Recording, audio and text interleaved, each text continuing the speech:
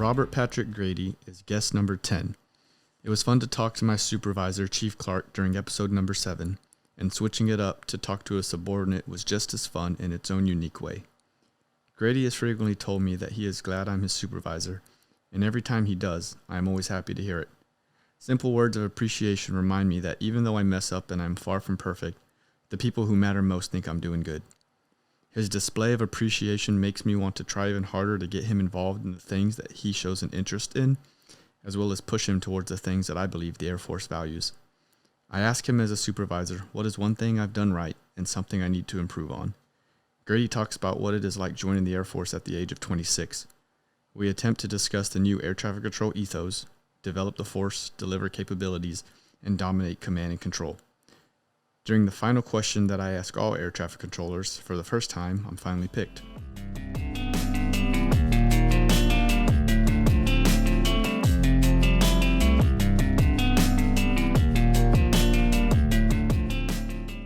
Yeah, finally. Episode number 10 for me here. 10? Well, okay. Number 10. Robert Patrick Grady. This is Robert Patrick Grady here, and he is my only subordinate here at Kunsan. I had two, one of them left, and now this is the only guy I got left. And this is really interesting to have you on here. You have a lot of interesting stories that you usually don't tell me until we're at our limit of alcohol we're allowed to take per Air Force standards.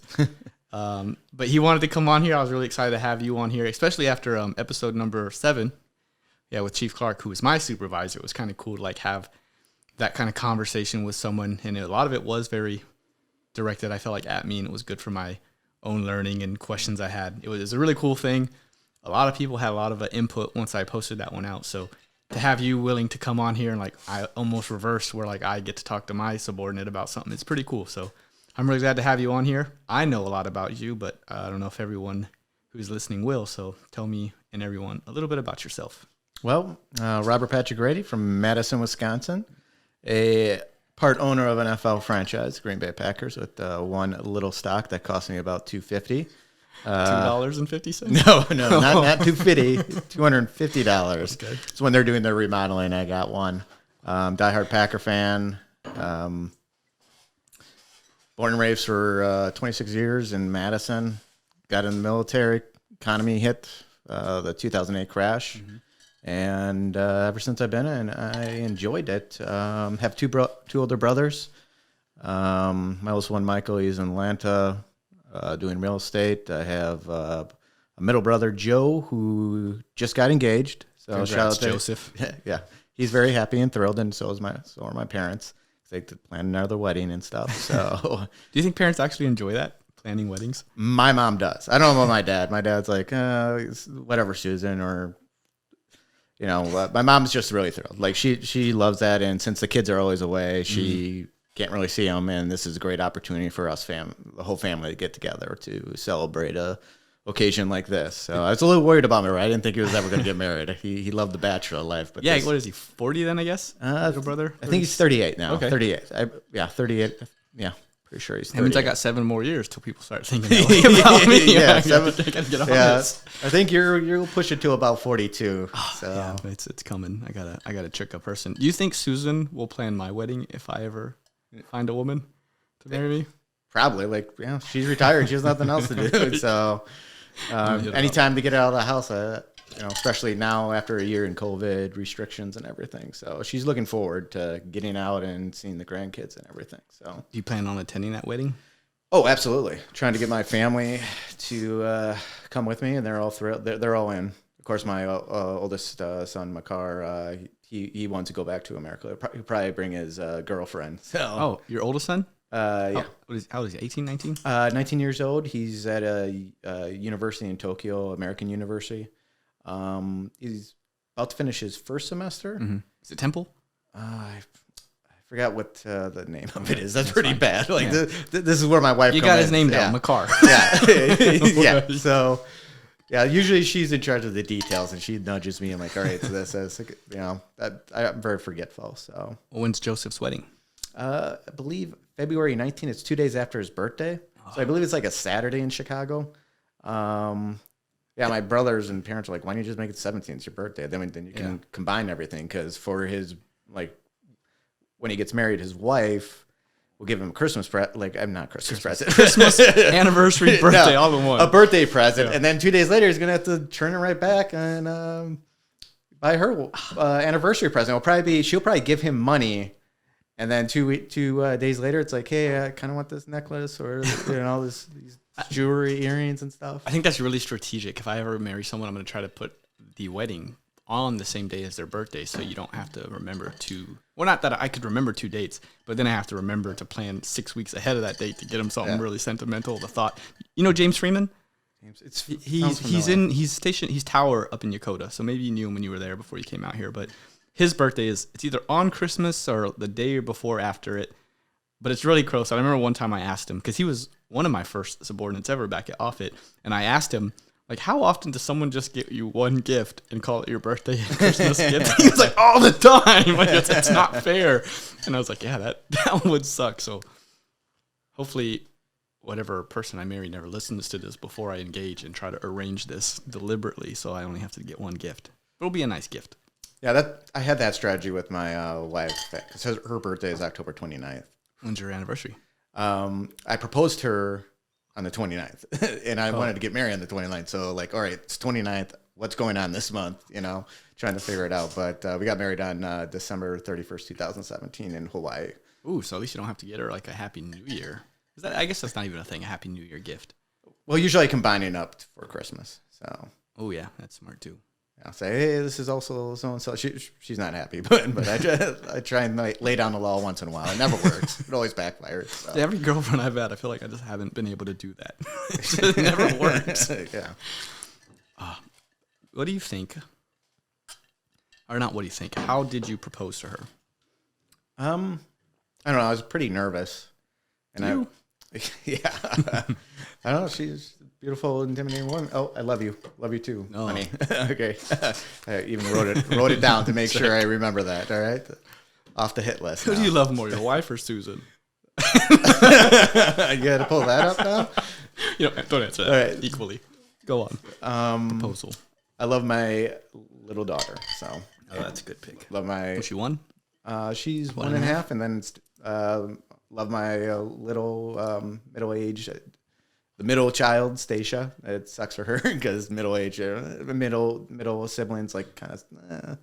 But I got her a new computer for Christmas, so nice. she loves gaming and everything, so she's very thrilled about that. And it's also her birthday. So today? No, it was yesterday, but also want to say happy birthday. May 20th.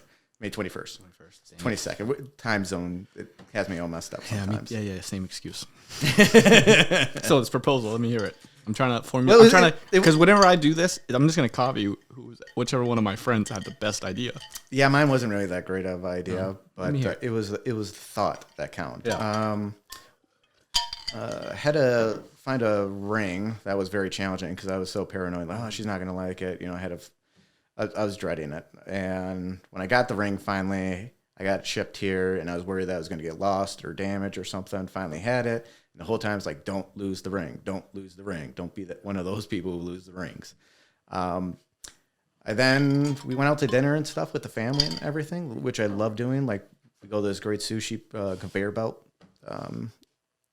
for dinner. And it was just a wonderful, relaxing evening. I bet those are very rare in Japan. There's probably, I think, one or two in all of Tokyo. We were just sitting at the table and having a great conversation and everything, and it just felt right at that moment. It was just like, all right, this is it. Like, our conversation, the smiles and everything, the love that was happening. It was just right there at the kitchen table. I just got on one knee and pretty much begged her. Don't say no. And she's like, all right, yes, I marry you. But yeah, it was a wonderful moment in my life. So, would you rank that sushi dinner in your top 5 moments of your life? The sushi dinner? We have many dinners like that, but well, I mean, like that one particular, because you proposed and she said yes. That one was, I think it was kind of special, just because it was just everyone was in. It was right after Christmas. No, it wasn't after Christmas. It was just a random day that we just went out to just to hang out and have dinner. We went to like a secondhand store, shopped around there, trying to find something. I think I got like a pot of something to make tea in and stuff. So I still have that pot. Yeah, I do. Yeah. Oh, nice. Yeah. So, And yeah, it just felt like a very warm, loving environment, and that's what kind of triggered me to do it that night. Does it still feel that way? A warm, loving environment? Oh, absolutely. That's Like awesome. every time I go home, there's usually that confusion of everyone talks Russian and then Japanese, and they talk really fast, and they mix them up, and I'm like, can we just talk to English? And then That's all I know. yeah, and then my wife's friends come over, and they keep on talking Russian and Japanese, and every once in a while, I'm like, I feel like you guys are talking about me because you guys like are lowering your voices, and I still can't. I always tell them I can't understand you. You don't need to lower your voices, and then they're, raise them back up, and their talks can go on for hours. They have apps and stuff where you could just record and translate. Yeah, they're Russian. They're American, so her friends are looking sometimes, so they want to make sure I'm not recording. So no, but her friends are wonderful too. So she's perfect. Can't say anything more about that. That's good. I'm happy for you. I think that's really cool. I also think what's really unique about it is I remember we talk sometimes. Just most of even the oldest, he doesn't speak English. The oldest does. That's okay. I think his third or fourth language. He's really smart guy. So yeah, I speak one language. I can barely speak English. You can't type it. That's for sure. But you got 2 bachelor's degrees. That's I know. I just want to look good on paper. Yeah, It's like, and hopefully they do the hiring process once I get out of military through the paper, and then all right, I'm good because I'm working on my degree too. So I mean my master's degree. Yeah. So 2 classes done already. So what do you think about the Air Force paying for school and actually going to school? Great idea, and I wish more people would take advantage of it because I feel like they don't until it's kind of forced upon them, and that's when the supervisor, hey, your EPR is coming up. Oh, okay, I'll start doing classes and stuff. And I think the Air Force are paying for it. It's going to be free, and I think they kind of, from my perspective, sometimes about 50% of the time they go for something that is compatible with their current career and not what they are actually very passionate about. And I just wish they would follow what their future dreams are and what's the best route of education to fulfill those future goals. Yeah, I agree with that. And I did select a degree to check an Air Force box, but it ended up being a really interesting, like right now I'm in this class called Project Stakeholders, and I'll be honest, I could care less about it. I don't care about how to care about the other businesses within a business that could lose money if I make a choice or do something unethical. Like, that's not fun for me. But some of the classes have been really beneficial, and I am better from it. One of them I had to do a whole class on servant leadership, which is this whole new leadership style where basically if you just care about the people under you, like everything gets done and everything's good, and you just give them the answers when they need it. And it's like, they don't teach that in any kind of PME, servant leadership. We teach a bunch of other ones, not that one. And so learning that, and it just like makes sense to me, like just apply that. So that's something I was forced to go to school too. And I went to school and I learned from it. And then there's a lot of other things like my grammar and stuff that has significantly improved. Being able to just think critically, I guess, has improved. I was talking to Fraser on the podcast my last podcast where we were reversed. And I ended up getting to do it for my capstone for my master's. I had to make an argument on like something that was important to me and what could change. And I picked the hostile training environment of air traffic control. And that was really cool to like talk about how bullying people doesn't really help. Like, I get it. It's kind of cool to like that we do that to each other to an extent. But science or research says like that doesn't actually help people learn by just being a dick to them.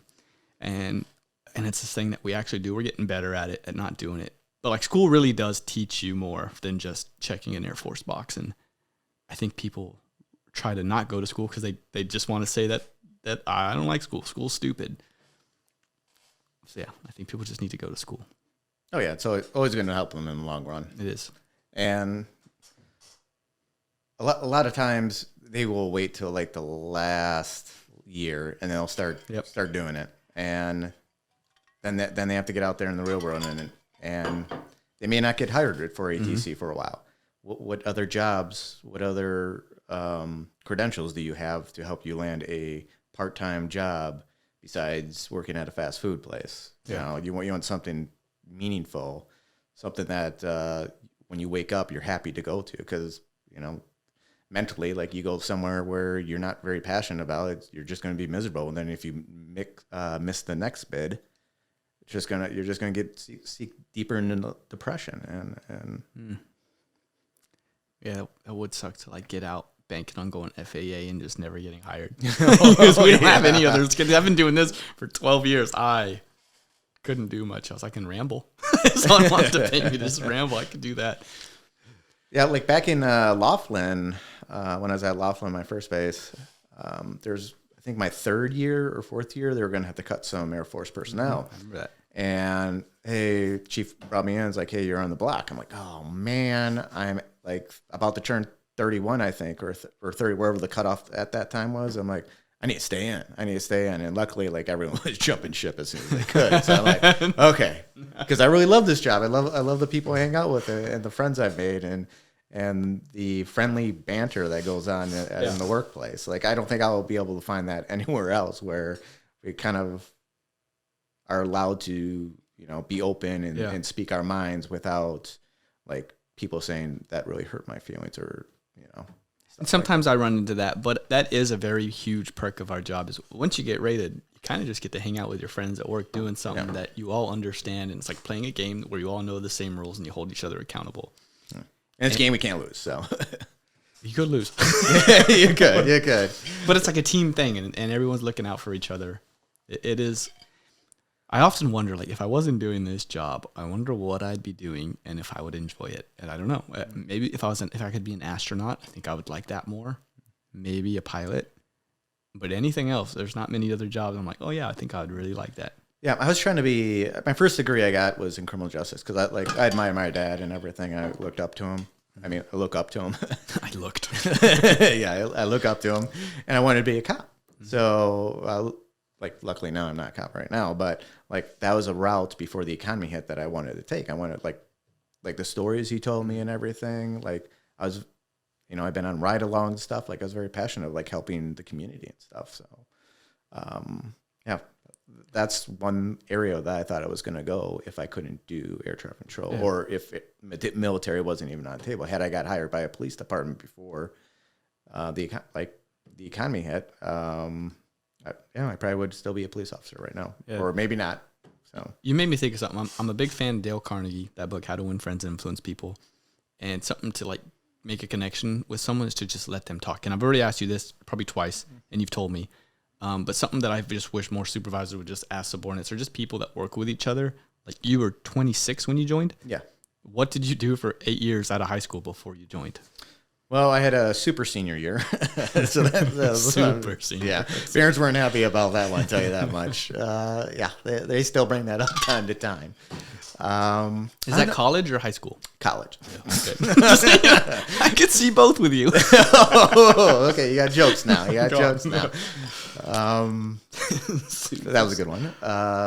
What was the question? Can you repeat the question? What did you do for 8 years? So you graduated. Oh, 8 years. So college, and then I coached basketball, junior varsity basketball at my old high school, which was fun. Like I was a little pudgy fat boy,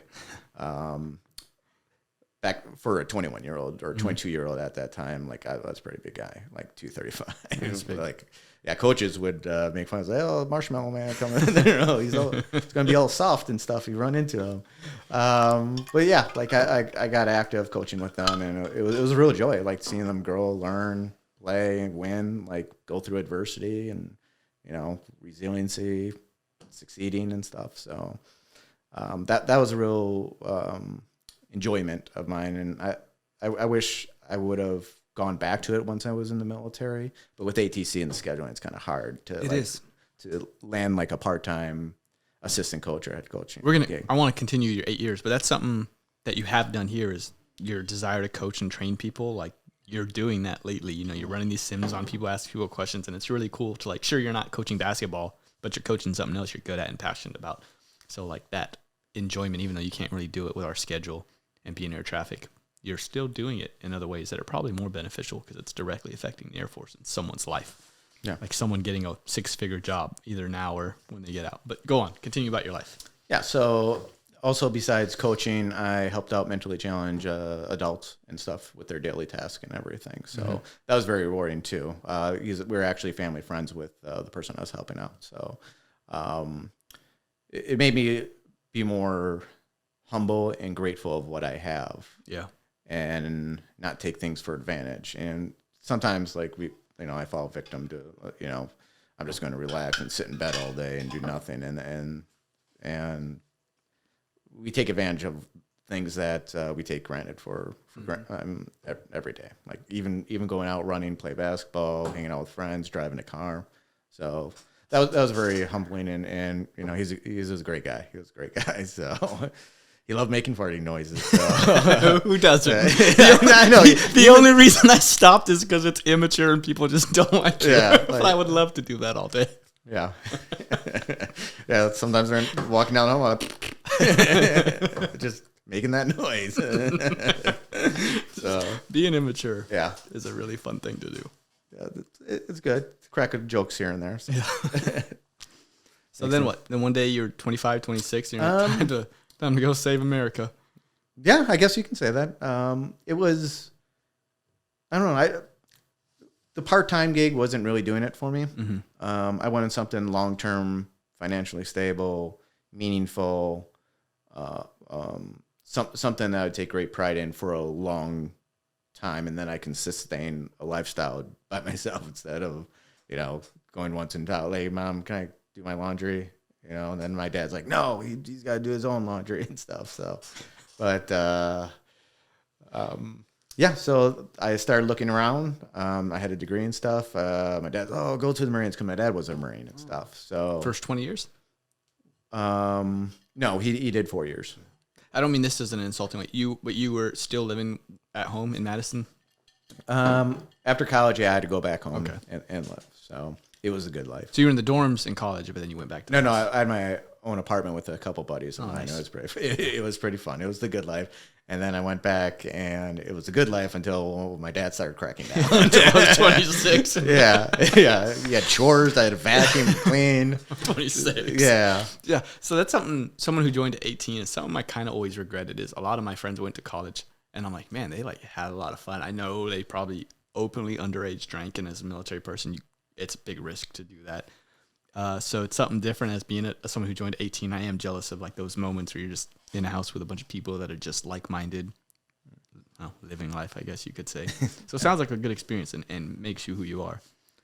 Yeah. So I went to the Marines, and the first thing they came, you can be an officer. I'm like, oh, okay, yeah, authority. And then they're like, yeah, you're gonna be infantry. I'm like, yeah, that's not in my to-do list. You could have been an infantry officer? Yeah. The choice was just there. You could have just said yes. Yeah, I could have said yes there on the spot route. and went down that spot, but I was like, different. I don't really want to do that. I did because it was, we're still at war and stuff, and I'm like, I don't want to go to Baghdad. I don't want to go to Afghanistan. Like that doesn't seem very comfortable for me. It's a very mentality thing, because I feel like if I was pitched that, hey, you want to be an infantry officer in charge of 300 guys leading into battle, I'd be like, yes, I don't know anything about it. I want to do it. But actually doing that probably would be a very different experience than the idea of a 20-year-old kid who's like, that sounds great. So it's cool for you to be mature or wise enough to be like, that is not what I want to do. Well, I also had some friends that went Marines and did 4 years and enlisted. Yes, okay. And they actually were there at 2003 when the initial invasion happened not invasion or liberation, I should say, of Iraq. Yeah. And they told me some stories where made me think, okay, I got to make sure I don't do that. So when the Marines did that, when the Marines offered me infantry and stuff, I was like, no. So we talked about other things, like other jobs and stuff. Okay. I'm not going to sign right away. The guy put the paper, hey, you want to sign? I was like, pump the brakes here. There was no pressure tactics to make you sign. Oh, there was, but officer, hey, possibly be a colonel. I was like, okay, let's be realistic here, buddy. I would sell general. Look at this 010 pay. It's just 9 promotions. Yeah. You get promoted your first time in 2 years, then again in 2 years. It's no time. You'll be this pay. Yeah, and he showed me the pay and everything. It was like, oh, that's pretty nice. That's pretty nice. But I'm going to be patient. I took advice from my mom and dad. Don't sign just hear what they have to say. They hear their pitch. Yeah. All right. You're an asset. Remember that. So then I went to. It's funny your dad wants you to leave, but he also doesn't want you to just sign something. Yeah, that was a little humorous. Then I went to the Navy, and yeah, that was just a no. Like, I didn't want to be on a ship for like 6 months to a year out at sea. I graduated high school from Yokosuka Navy Base, and the recruiter there, he was a great recruiter in the sense that he was like, every lunch he was there. Like, he was at the spots, and he had the same pitch every time. Hey, what do you know about the Montgomery GI Bill? He would say that every like week to me, and he like wouldn't remember my name, but he would always have that same pitch, and he would just be like, you get to go on cruise like for 6 months. You get to go on a cruise, man. You ever seen cruise ships? It's just like that. He was a Filipino guy. Really, he was a cool dude. He wouldn't offer us alcohol, but he was just a really cool dude. And I was like, oh man, this is the Navy's the spot to be. The way you brought that up made me think now that he did give you guys alcohol. It's like never offer us alcohol, but from what I heard, I had graduated and left, and he got in trouble and removed from the Navy for a DUI, and I never verified that story, but I heard that didn't surprise me. Oh, okay. But like just the fact that I feel like the Navy like for you to be like, oh, I don't want to be in a boat. Like the way that Navy recruiter was selling it to me, I strongly considered it. Oh, really? Because he said it was like a cruise ship, and then showed me like Carnival Cruises. And I was like, hey, that's they good. got a pool? But he's like, obviously there's no pool, but it's a good time, man. He didn't show you the pictures of the bed where it's like 50 people in one room stacked like 5 high? He's too smart for that. Yeah. But I bet he had no problem recruiting out of a Navy base with a high school right there. Yeah, the Army was the same way too with they wanted me doing infantry. Mm-hmm. And that was a no. And then it's like you don't have a really technical degree, so if it's infantry or nothing. So I was like, okay. Then I get to the Air Force. At least they were honest with you there. Yeah, they were.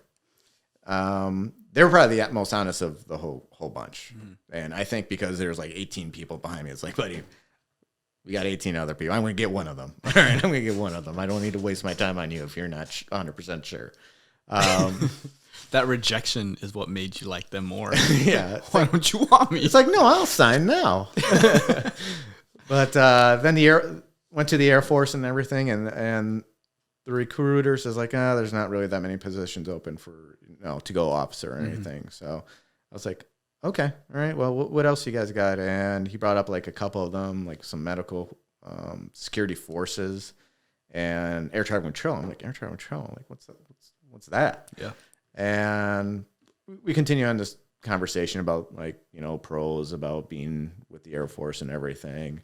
And he just said the living conditions were far better than everyone else's. Like, we're living like the Ritz-Carlton, basically. That's a selling point. Yeah. And so I took some time to think about everything, and then I did research on air traffic control. And, like, I would watch videos, and I watched that Pushing 10. Yeah. I'm like, oh, that's cool. Angelina Jolie sold you. Yeah. I was like, that's what I want to do. Like, that seems really, really fun and cool.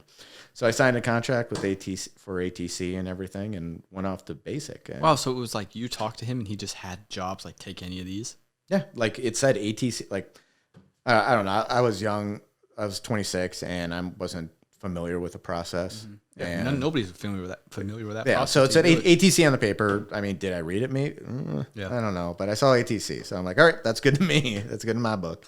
So I don't even know if they can even do that, but ATC was there, so signed it, and he's like, "Hey, what day you want to go? You can leave the 20th of December if you want." I'm like, "Nope, I want to celebrate Christmas and New Year's." Oh, smart. Yeah, and that was smart. Yeah, then he basically offered me a bunch of dates where I can pick and choose what I want to do. That's so crazy that you just had like the world, like all those options. I feel like that's not normal.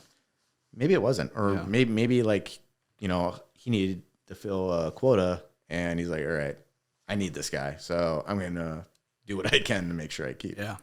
So Keith Brown, as you know, yes. from our camping trips, he's is a good recruiter. guy. And actually, on my birthday we went camping with Keith Brown, and me. I do enjoy talking Air Force stories. He said he was a recruiter, and I was just like, yeah, tell me. And we talked for like 2 hours, and I remember you ripping your tent open hey, guys, keep talking. This is good.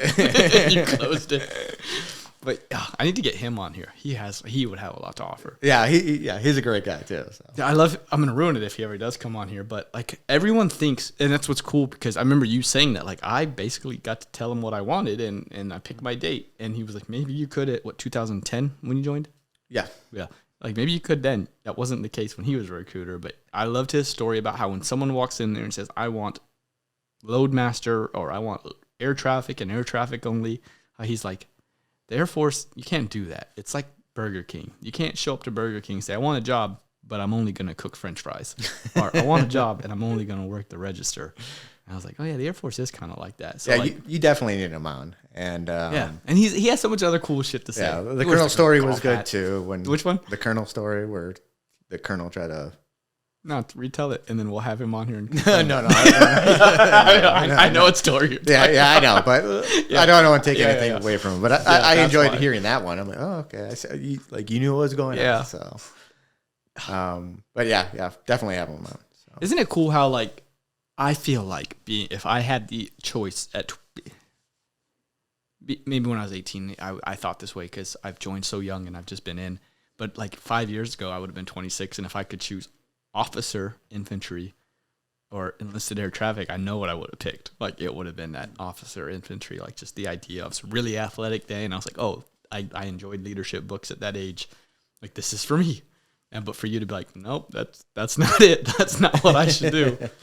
My work ethic and mentally was not prepared to do the infantry. I think that's what it came down to. It was like my work ethic and like motivation, discipline was not there to do what the Marines wanted me to do.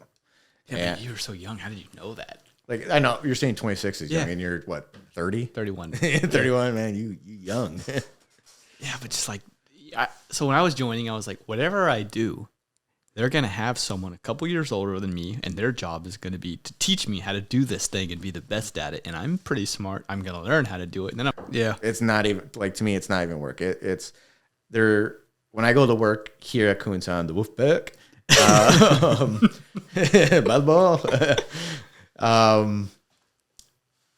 it's a pleasure working with everyone. Like it truly feels like a friendship. Even if some people don't like me, I wouldn't know.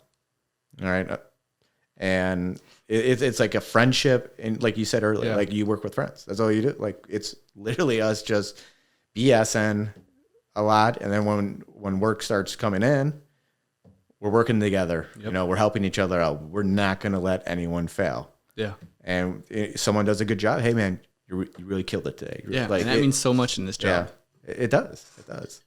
Or you'll get once in a while some guys like, man, you suck, and then everyone just starts ripping on that because they like screwed up one phraseology thing and stuff. That's what I hated. I have something else I got to add on after, but that's what I hated about coming to the RapCon is I'm a tower guy. I've been a tower guy for so long, and now it's just like everything, like even the senior airmen, like know things on me, and it's just like I'm a master sergeant. I don't want to, like, not that I'm above it, but it's just hard to like listen to someone tell me things I don't know that are simple, and to like just be like, okay, I should know this, and I didn't know it. Let me listen to them.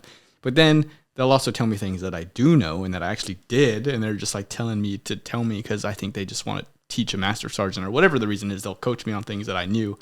And all my little books tell me, like, when someone's teaching you something you already know, just listen to them and let them. And it's like, I'm doing it because I know they're really enjoying teaching me, but I'm like getting, like, in my head, I'm like, no, I think you do a really good job with the younger airmen. Like, I think our relationship of supervisor and subordinate is very unique. Is like, we developed that, like, you just be open, honest, direct, to the point. That was your doing, though. Yeah. I did tell you that, like, hey, don't beat around the bush. Just tell me when I'm messing up. And there's been a couple of times where like I come up with excuses like, Grady, like just tell me you messed up. Yeah. See what happened was this. You know, I was sick and like, okay, yeah, I messed up. Yep. I was like, okay, good, thank you. Yeah. Like, and you feel good, like great. Yeah. Like, and now there's like none of that. Like, I'll just like, yeah, I kind of was a little bit lazy on that one. Yep. Sorry about that. I'll try and do my best to fix it. I forgot what it was, but I remember one time you gave me an excuse on something, and I remember I told you, I was like, you know, Grady, I thought you were a bad person and maybe not a good NCO because you didn't do this thing. But now that you told me you didn't do it because of whatever excuse you just told me, I think the world of you again. Do you think that's how I really think? And you're like, ah, shit. Okay, I just didn't do it. And I was like, isn't that easier? Like, I get it. I remember that. But so you, for anyone that's listening to this, which probably still quite a few people, and it will be, like one of the first things you ever said to me when I wanted to do that initial feedback, like we're supposed to do in 60 days, and maybe not everyone does it, but we did it. And I think those things are like really uncomfortable. I don't know how you felt when I asked you to do it. When we were doing it, it was like uncomfortable. But then once it starts going, it's like, okay, I'm actually like getting things that you want, that you're thinking that I can use going forward. Sure, this is awkward that it's forced and it's a thing I'm writing down and I'm going to sign it and send it upwards. But just you saying that, like, I'm not a kid. Don't talk to me like a kid. Don't sugarcoat things. Just tell me. I'm like, all right, I've never talked to someone like that. But he wants us, let me see how it works. And I actually really like it. Like, it's really fun and easy to, like, when you fuck something up, to just be like, hey, you fucked this up. And I don't have to, like, try to find something you did good and, like, do the sandwich where it's good. Here's what you sucked. Here's good. Yeah. And then I just get to tell you and move on and you fix it. And it's, like, really nice. Like, time saves. I feel like going forward, everyone I supervise, hey, this guy was cool with me just telling him what he fucked up and not being sensitive. You look confident. Can I do that with you? And people are going to say yes.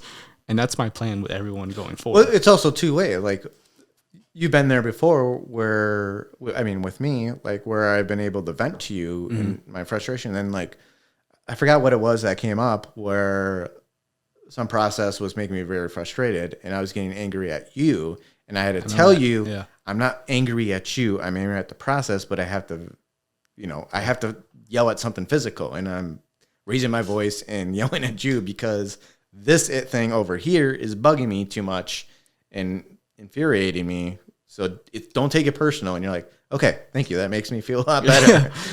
I do remember that. That was, that was good. In that moment, I was like, dude, I have nothing to fucking do with this. Why are you yelling at me? Yeah. And then you said that. But no, you were there. Like you did.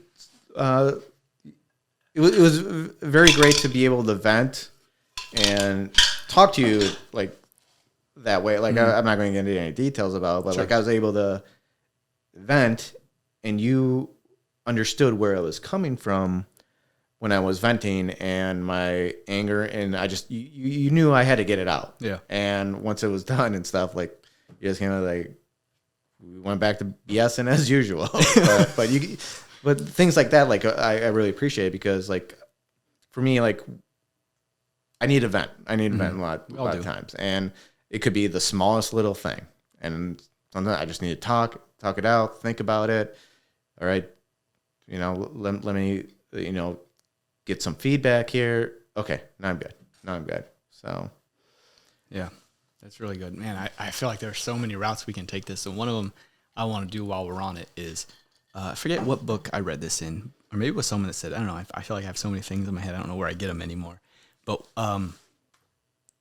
like when I did this with Chief Clark, it was really cool to just like it be this thing where we're talking almost 9:31 and it's recorded and people can learn from it.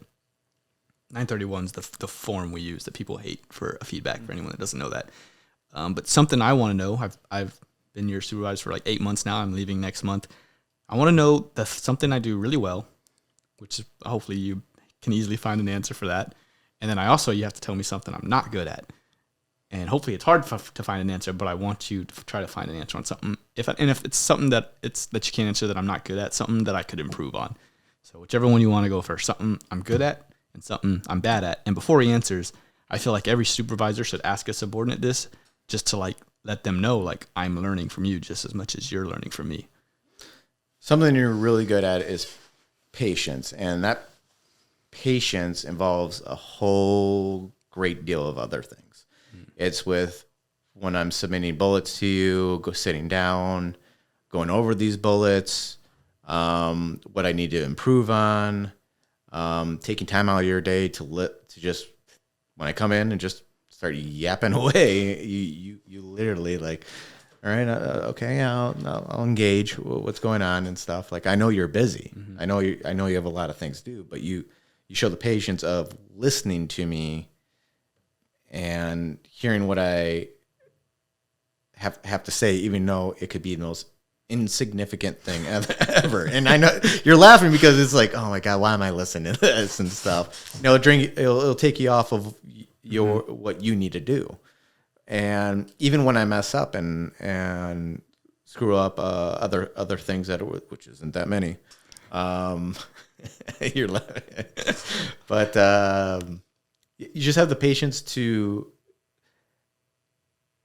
listen, and I think a lot of people tend to talk a lot more and not just listen. Just, you know, you just have to. Sometimes majority of people just need people to listen. Yeah, and not just hear it, but listen and be able to engage back with them. Like, all right, I'm listening.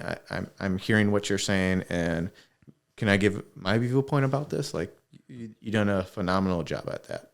And a lot of your viewpoints are valid, and I'm like, yep, we're going that way.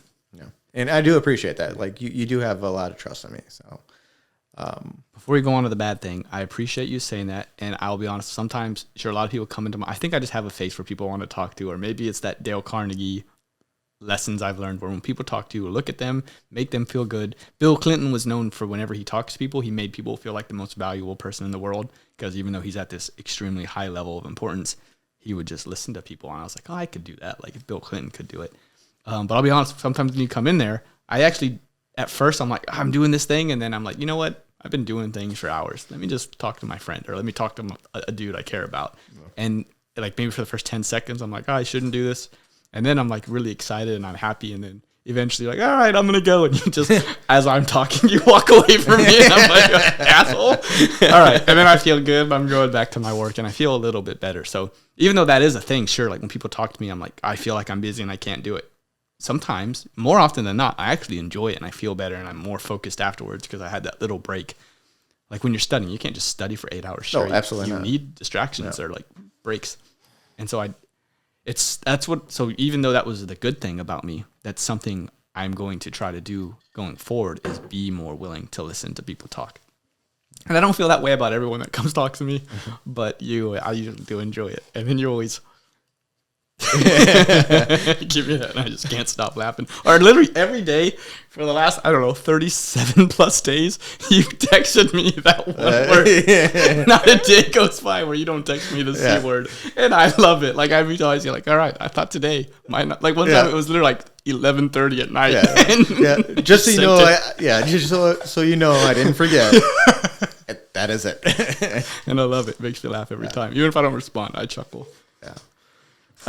Going on things. What was that? A negative? Yeah, something I could do better. Negative. Something I suck at. Okay. And don't sugarcoat it. Don't sugarcoat it. As you think. This is a picture we got with Kevin Melly, Derek Pace. We got to talk about Derek Pace before this is over. Me and Grady. Oh, dang it. No.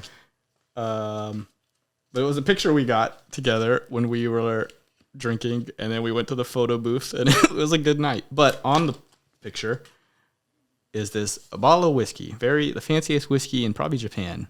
And when you gave this to me while I was in quarantine coming back from my TDY for Chief Controller course, I said, I'm not going to drink this without you. I lied to you. I drank 95% of it. But this is the best whiskey I've ever had. And I really this is my second. And I really wanted to drink this with you.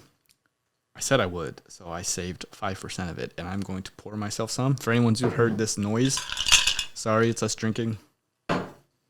This is just soda pop. He is just drinking soda pop. But I'm going to drink 50% of this last 5% and save the rest for you so I don't drink it without you. There's still orange juice in here. I don't know if that'd be a good thing. All right. Something I could do better. Well,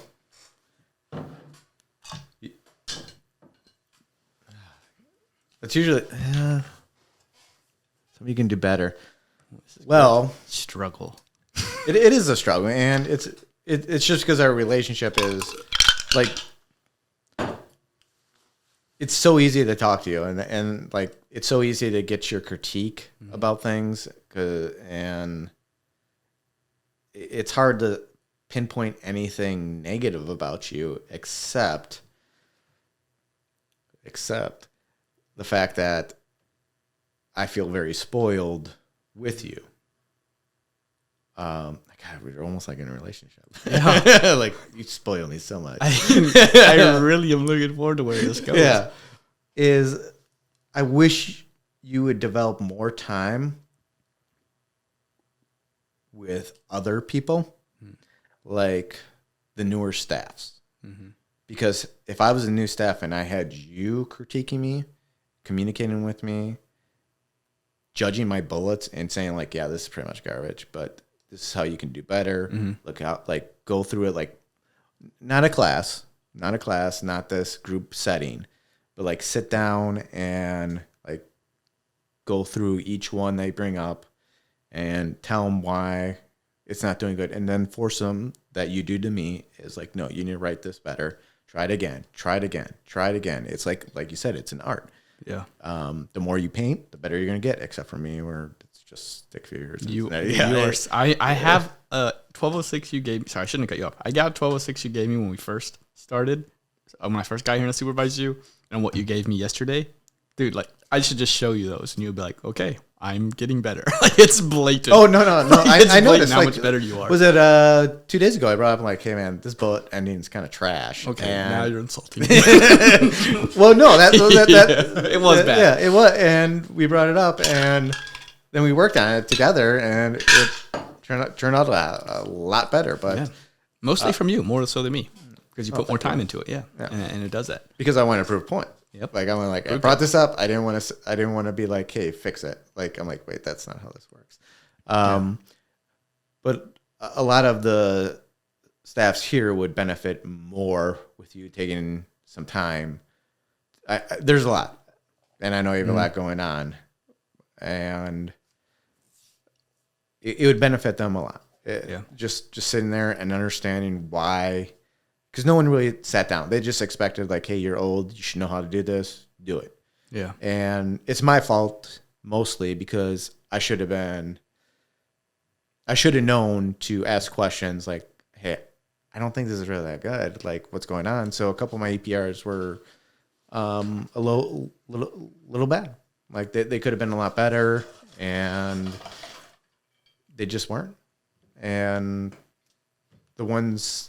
Like your gold mine, you spent time going through so many through your career that they would understand, like, all right, because they're going to assume right for their subordinates.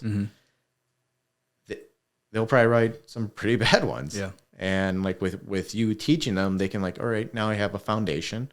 I can build my house upon it, and then, I can assist them in like trying to get them the recognition they deserve. Yeah, I really appreciate that. As what you're saying is my fault, and I should. I'll try to find more time to invest in the E5s or even other E6s in air traffic. Something I want to ask you: when you teach people, when you coached basketball as a 21-year-old to the JV, or when you teach people air traffic through the sims, do you think that helped you become a better basketball player and a better air traffic controller through those two things? Yes or no? Absolutely. Okay, so great. Listen to this.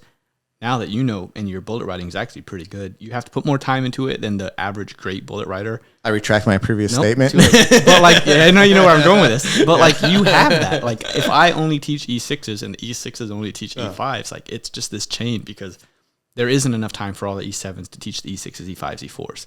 It has to be that pyramid-ish thing. But like, you are good. Like, you're teaching sims and making people learn. You're working those extra hours to give sims after your 10-hour shift. Like, you're doing those things and they see someone doing it, so they're going to admire you for it. You're getting better. They're getting better. Just getting better. All it requires is just someone giving a fuck. And you're doing it. I do it. You're doing it. Roland's doing it. Trainer's doing it. I know what you did there to get Trainer in that class. I see what you did, your little influence. But there's just so much. It's so easy to influence people if you just try. And most people, not everyone's willing to try. I think that's what it comes to. Well, Trainer's I think he's going to Germany next. So he's going to be in for like 2-3 more years. So I want to set him up for the best opportunity to make tech his first time. Mm-hmm. I was talking specific about Air Power Leadership Academy. Yeah, I know. That's what. Okay. Yeah. And then Roland went through that course with you too. Yep. And he said himself, like, it's a pretty great bullet. It's a great learning opportunity. Mm-hmm. You learn from other career fields. So I'm going to benefit them. Yeah. and I know you've never been in that course or know much about it, but I think what's special is it is 12 people that kind of do enjoy leadership discussion. And then it's 6 to 7 senior NCOs who are facilitating it. And we're all like friends, essentially. Like we all hang up. There's 7 senior NCOs and 5 of the 7 of us were like really good friends and did a lot of things together. And I still talk to them. So it's just like this unique environment of like learning and being better. It was like my first, my only AL, Airman Leadership class. Like we only had like 14 people in one class. Like it was phenomenal. Yep. Like it was so open, blunt.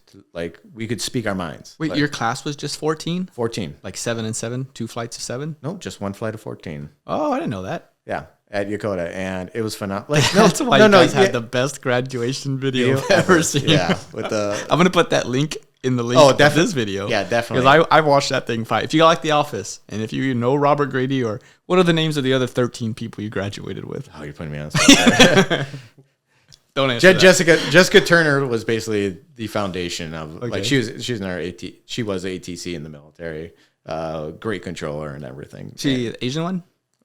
Yes. Oh, I know she's a controller. Cool. Yeah. So she was a controller, and yeah, she did a phenomenal job, and she did a couple plays and stuff. Like she was a high performing person. Did she get the big award? No, she didn't. Who did? Which one of the office members got that? The bald one did. The guy that was like the angry one and yeah, or not act like confused. Yeah. Good. That's cool that he had leadership capabilities and was okay on a video looking stupid or like incompetent. Yeah. I thought she should have got it because like she literally like every time we had a presentation, like she would type everything up and send it to him. I was like, all right, just fill in your guys' names and stuff, and yeah, she was phenomenal, and she's out of the military. Her husband works over in Afghanistan, so yeah. Aaron Turner, like he was a great controller too. So you still keep up with Aaron or I forgot her name already. No. So, yeah, I don't keep up with anyone from my ALS. So, well, I ran into two of them at Whiteman after like 4 years. That's cool. And oh shit, like we all got shafted at Whiteman. Yeah, I didn't want to go there. Yeah, we went out I think like once or twice for a couple of drinks and some barbecue and stuff, but just doing some catch up, but like nothing really serious. But when we were at Yokota, like we would go out a couple days during the week and drink and stuff. Like someone said, like, should we work on the weekends? And we're like, yeah, we'll work on the weekends at the bars. So I want to go back to like this supervisor thing and like just in the time I've known you. I think when I first got to know you, and if any of this is wrong, disagree with me because I'm just going to shoot from the hip on what I think. But over the last 8 months or so since I got to supervise you and we had that feedback of like I remember telling you, and I hope you're okay with me sharing this a little bit. I was like, you just need to care more. What makes you valuable here? And you're like, I don't know. And I was like, well, what could make you more valuable? And we started going through things, and you were coming up with ideas, and I was being the best sim operator because we didn't really have one. And you're like, yeah, I'm good at sims. And you started doing that, and you were doing it really well.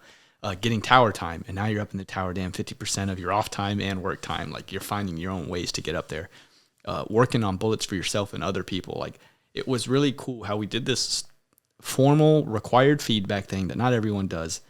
And then we set these ideas, and everything we said we were going to do, you're doing. And now Chief Clark loves you. Like everyone that's new here, Sergeant Callis thinks highly of you. Sergeant Diaz thinks highly. It's just like everyone's like seeing the positivity side of Grady and the hard work. And Grady Frazier is a big fan of you, and you Master Sergeant Select. What do you think it was that like made you start caring more? Well, you sugarcoated that conversation. I think you basically said, "Are you an asset?" Like if you were to leave and another staff or another tech came in, would you be missed and stuff? And I was like, oh man, I didn't really think about that way. I had to tell you that. I forgot that. Yeah. And I was like, yeah, right now, nothing and stuff. And being separated from my family for so long and stuff, like, yeah, I want to make sure they're going to be proud. They're going to be, and I want to make promotion. I want to make and most importantly, I want to make sure the people under me that I take care of most through watching you, Diaz, Manluco, Cal, like I want to make sure they're all taken care of. Yeah. And Chief Clark too. I'll throw that guy in there too. But yeah, I want to make sure I want to do a better job instead of just going through the emotions and worrying about their adults. And I got like during COVID, I got pretty lazy at it. I can easily admit when my faults are. So, but since you brought that up and told me about that, like I'm not really an asset, and I'm like, no, I want to be an asset. I want to be when I leave. Like, hey, man, like Fraser, she's phenomenal. Yeah. Like, she has a great balance of handling things and just doing them right away. Like, me, I have a to-do list now. Like, if I go away from that to-do list, guess what I do? I got nothing to do. I'm just going to sit here, chill, and, BS with everyone. But when I have that list in front of me, I'm finishing stuff. Isn't there satisfaction every time you have that list and you check things off after you do it? Yeah, then I make a new list the next day, and it's like, it doesn't end. It doesn't end, but there's satisfaction in it. But it ends when you know what? I'm just going to throw it off to the side. Well, you can't do that. I know, and that's where I get myself in trouble. Yeah. I will say, even though it's hard for you to quantify of me telling you, like, I think, even though I didn't know you too well when I first met you, and we had this discussion, from what I saw in that brief moments from where you're at now, I think you're significantly better, and it brings me joy to like see like you were a good controller, but you weren't like the greatest airman, but like you're like doing all those things you're supposed to do. Like the fact that you work 6 hours or 6 days out of the week to go get tower time is like really cool, because even though I suggested you do that, like I don't know if that's something I would ever do. I've never done that. I just don't want them to take that away. Yeah. It's like, hey, I'm already this far in. And if you get dual rated here, you'll be the only dual rated person at Kuntz. Think of that EPR bullet, dude. Oh, man, Luco. He's not a soup at get your soup at the tower, and we'll prevent him from getting soup at the RAPCon. Yeah. And we'll spin the hell out of that bullet. There we go. We'll stop the master sergeant from. We'll stop him. Yeah. So something you kind of hinted towards there is procrastination. Did I say that right? Procrastination. Procrastinating. Either way, you know what word I'm trying to say. And that's something that I am huge on. And I haven't even started out processing yet, and I leave in less than a month. But I know that's big on you too. You like to wait until the day it's due to do something. I'm doing my best to avoid it now. And when I do my best to avoid it, it actually surprisingly, even my mother and father and my wife, my brother, hey, it's going to work out. And I'm like, I think I may be on this something here. I'm going to wait till the last day. And it's like, oh no, doing all the work type thing. It's like, yeah, I screwed up. And then I always say to myself, it's not going to happen again. I'd start that to-do list back up. And then after a while, I'm on point. And, it's like, I'm confident that, I got this. And it's like, okay, I need to pick that list back up. All right, I need to keep on continuing with it.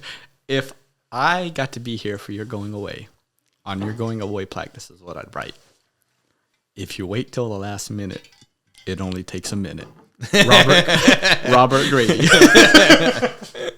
That is like your life.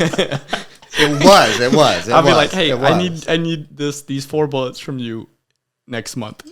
And when do you write it? 29 days later. Here you go. And they're like the line plus an extra word or two at the bottom. I couldn't get it to fit. I don't even try. I didn't even try. I was like, something will happen here. You'll fix it. But today I went into work and you said, check out this fire. You spelled fire wrong. No, I didn't. I know I didn't. And what I saw today was really good. Like, I was like, I don't know if I could change this right now. So it was good. Like, oh, really? Well, I didn't stare at it for an hour. I was like, I read each bullet and I didn't catch any errors, or all 6 bullets. And I was like, that's good. I think it needs to be better if we want you to win, but it will. Like, it was it was good. So you're getting there. I'm getting there. Not at probably about 55, 57% area of like excellence. No. So what you sent me, I think you were proud of it just by saying, check out this fire. You were proud of it. I'm sure you put over an hour into it. Yes. And so just investing time into something is what makes it good. And it's hard for people to comprehend that. They just want to. Also, growing up, like you have that CD mix. Mm-hmm. Growing up, like that Hot Fire Volume 1 or something like that. So I always like throw that stuff in there. Okay. That's the first time you threw it at me. Okay. Well, it's pretty on fire. So, that's good. I don't know what I was saying before that, but I was starting to think of the top hits and all my favorite songs as a kid. Yeah, I know. Like people have no idea. Like shuffling through that binder full of CDs. Like, I hear play number 12, and I got the next one. We're gonna play number 2 on this. Like they don't have any idea the struggles that we went through driving around. I'm sure we'll get back to it, but let's try to move away from the Air Force side because as much as I enjoy those topics, I think and they're beneficial. And actually, before we move on, let me read to you Robert Grady's initial feedback we had in October of 2020. Please don't do that. Yeah. Like I think one of them is like, do you have wingmen? No. Shit. I can't send this anywhere. Do you have a mentor? No. Who says no to that? You simple-minded idiot. No. I think it was no, comma, I don't want to talk about it. Maybe. I didn't read that. I saw no and I moved on. Well. All right. We'll move on from that. All right. You married a Russian that you met in Japan, but you've also traveled very frequently between Japan, Russia. Where else have you traveled to? That's it. Japan, Russia. Japan, Russia, Korea, America. Only 4 countries you've been in? Yeah. Okay. Well, we'll go with that. Russia in itself is unique, especially for us to travel to. Where'd you go there? Well, Moscow, of course. I enjoyed like there with my wife. Like it was. I enjoyed the city. Yeah. Went to ballets. Went to this one restaurant. It's called like No Nation, naming of nation. It was a very confusing name. Like trying to. No Name Nation. No Name Nation restaurants right outside the Russian ballet, and it had the most phenomenal food I ever had in my life. Like Russian food? I don't even know what Russian food is. Yeah, potatoes. I think it was like a mixture of like beans, the old communist states and beans. Man. Okay, yeah, that rush. I wish I would have remembered it. Like the food we had there was amazing. Like we had like I had course after course, but we eventually went up to St. Petersburg. And on the way driving up to St. Petersburg. How far of a drive is that? 8 hours. Oh, geez. Okay. It's actually a little bit longer, but we took like a private highway. How do you have access to a private highway? You just have to pay I think it was like $20-$30 to go on it. I'd pay that. Yeah. So we go on the private highway, cuts like 2 hours, 3 hours off. And yeah, Russian drivers are pretty bad, to tell you the truth. And when we get to St. Petersburg, it's such a beautiful city. Like we went out, it was right when America put the restrictions on Russia, like the economic restrictions, and so money was cheap there.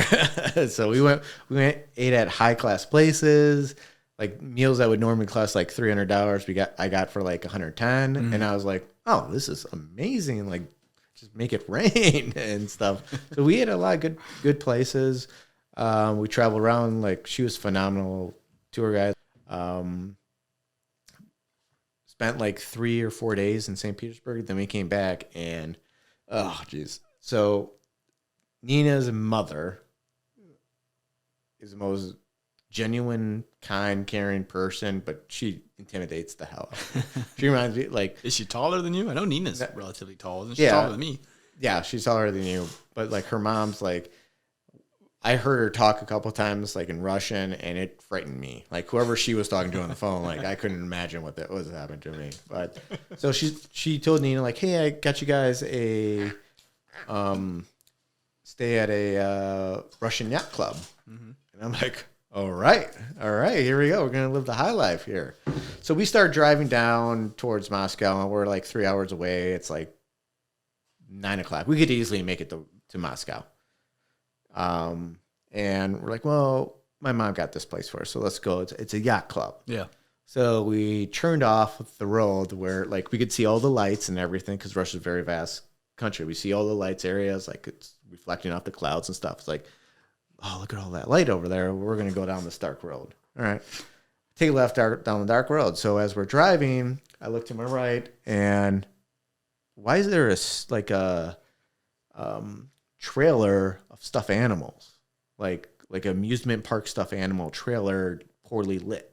I'm like, that looks like someone's gonna get murdered there. Keep on driving like 5 miles, another one on our left, another one on our right. Just random trailers of stuffed animals. Yes, it started getting like, all right, this isn't funny anymore. Did you like, trust Nina at this time? Yeah. Were you married to her? No, I wasn't married to her at this time. But like, yeah, I was very concerned at that point. I'm like, Robert Patrick. Yeah. What kind of yacht club are we going to? So we keep on going, and we keep on, like, there's at least 10 of them. 10 of them. Just these shady, like, you walk in there, you ain't coming out alive. Like, they're going to be drop door, you're running for your life, kind of scary movie kind of thing. So we pull into this Russian village, no paved roads. It's just gravel, and it was just the end of winter. Winter was like it was like May or June, and these roads were horrible. Like, you're going up and down. It felt like you were in some sort of amusement park ride.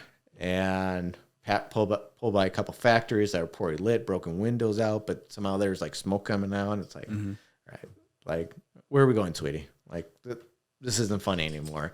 She's like, no, joke. This is Russia. Joke. I'm like, no, this is not funny. This is a multi-million-dollar joke here. Yeah. Then we continue down the long road, and I think there was like an Air Force base to our left. I'm like, oh, great. Russian Air Force. It seemed like a base to our left, like, because it was fans. They had either military installation or a prison. Either or, you're not good. Yeah. All right. So we continue by it, and we went off on this other gravel road, in, like, middle of woods. And I'm like, I already said my blessing. I already made my peace and stuff. I go. We pulled up into. I'm not gonna make that Tuesday switch. We pulled up into the yacht club, which there's a big building like that had like 5 rooms, it looked like. 2 stories. To our right, main ahead, it looked like a bar. And then to the left, there was semis that were like cut open, and it looked like a beast broke out of it and stuff. And there was a lake there, which I had no interest of even going remotely by. Just thinking, okay, the trail looks like something ripped out of it. We go inside, and I was like, no, go ask. And it was during like our sanctions. And I'm like, hello, yes, we have room here. And there's like at least 4 like Russian people that, like, my wife will say, no, that never happened. I was like, no, in my eyes, this is what happened. 4 beastly Russian guys that looked like they were brought forward in time, that they should have been back in like the 13th century swinging an axe. Like, oh, he's speaking English pretty well. Like, in their minds, like, I'm thinking like, oh, he's American. And I'm like, sweetie, just talk Russian. You speak Russian. Why am I doing this? Why am I embarrassing myself like this? So she starts talking and stuff. We get our room keys. We head up there.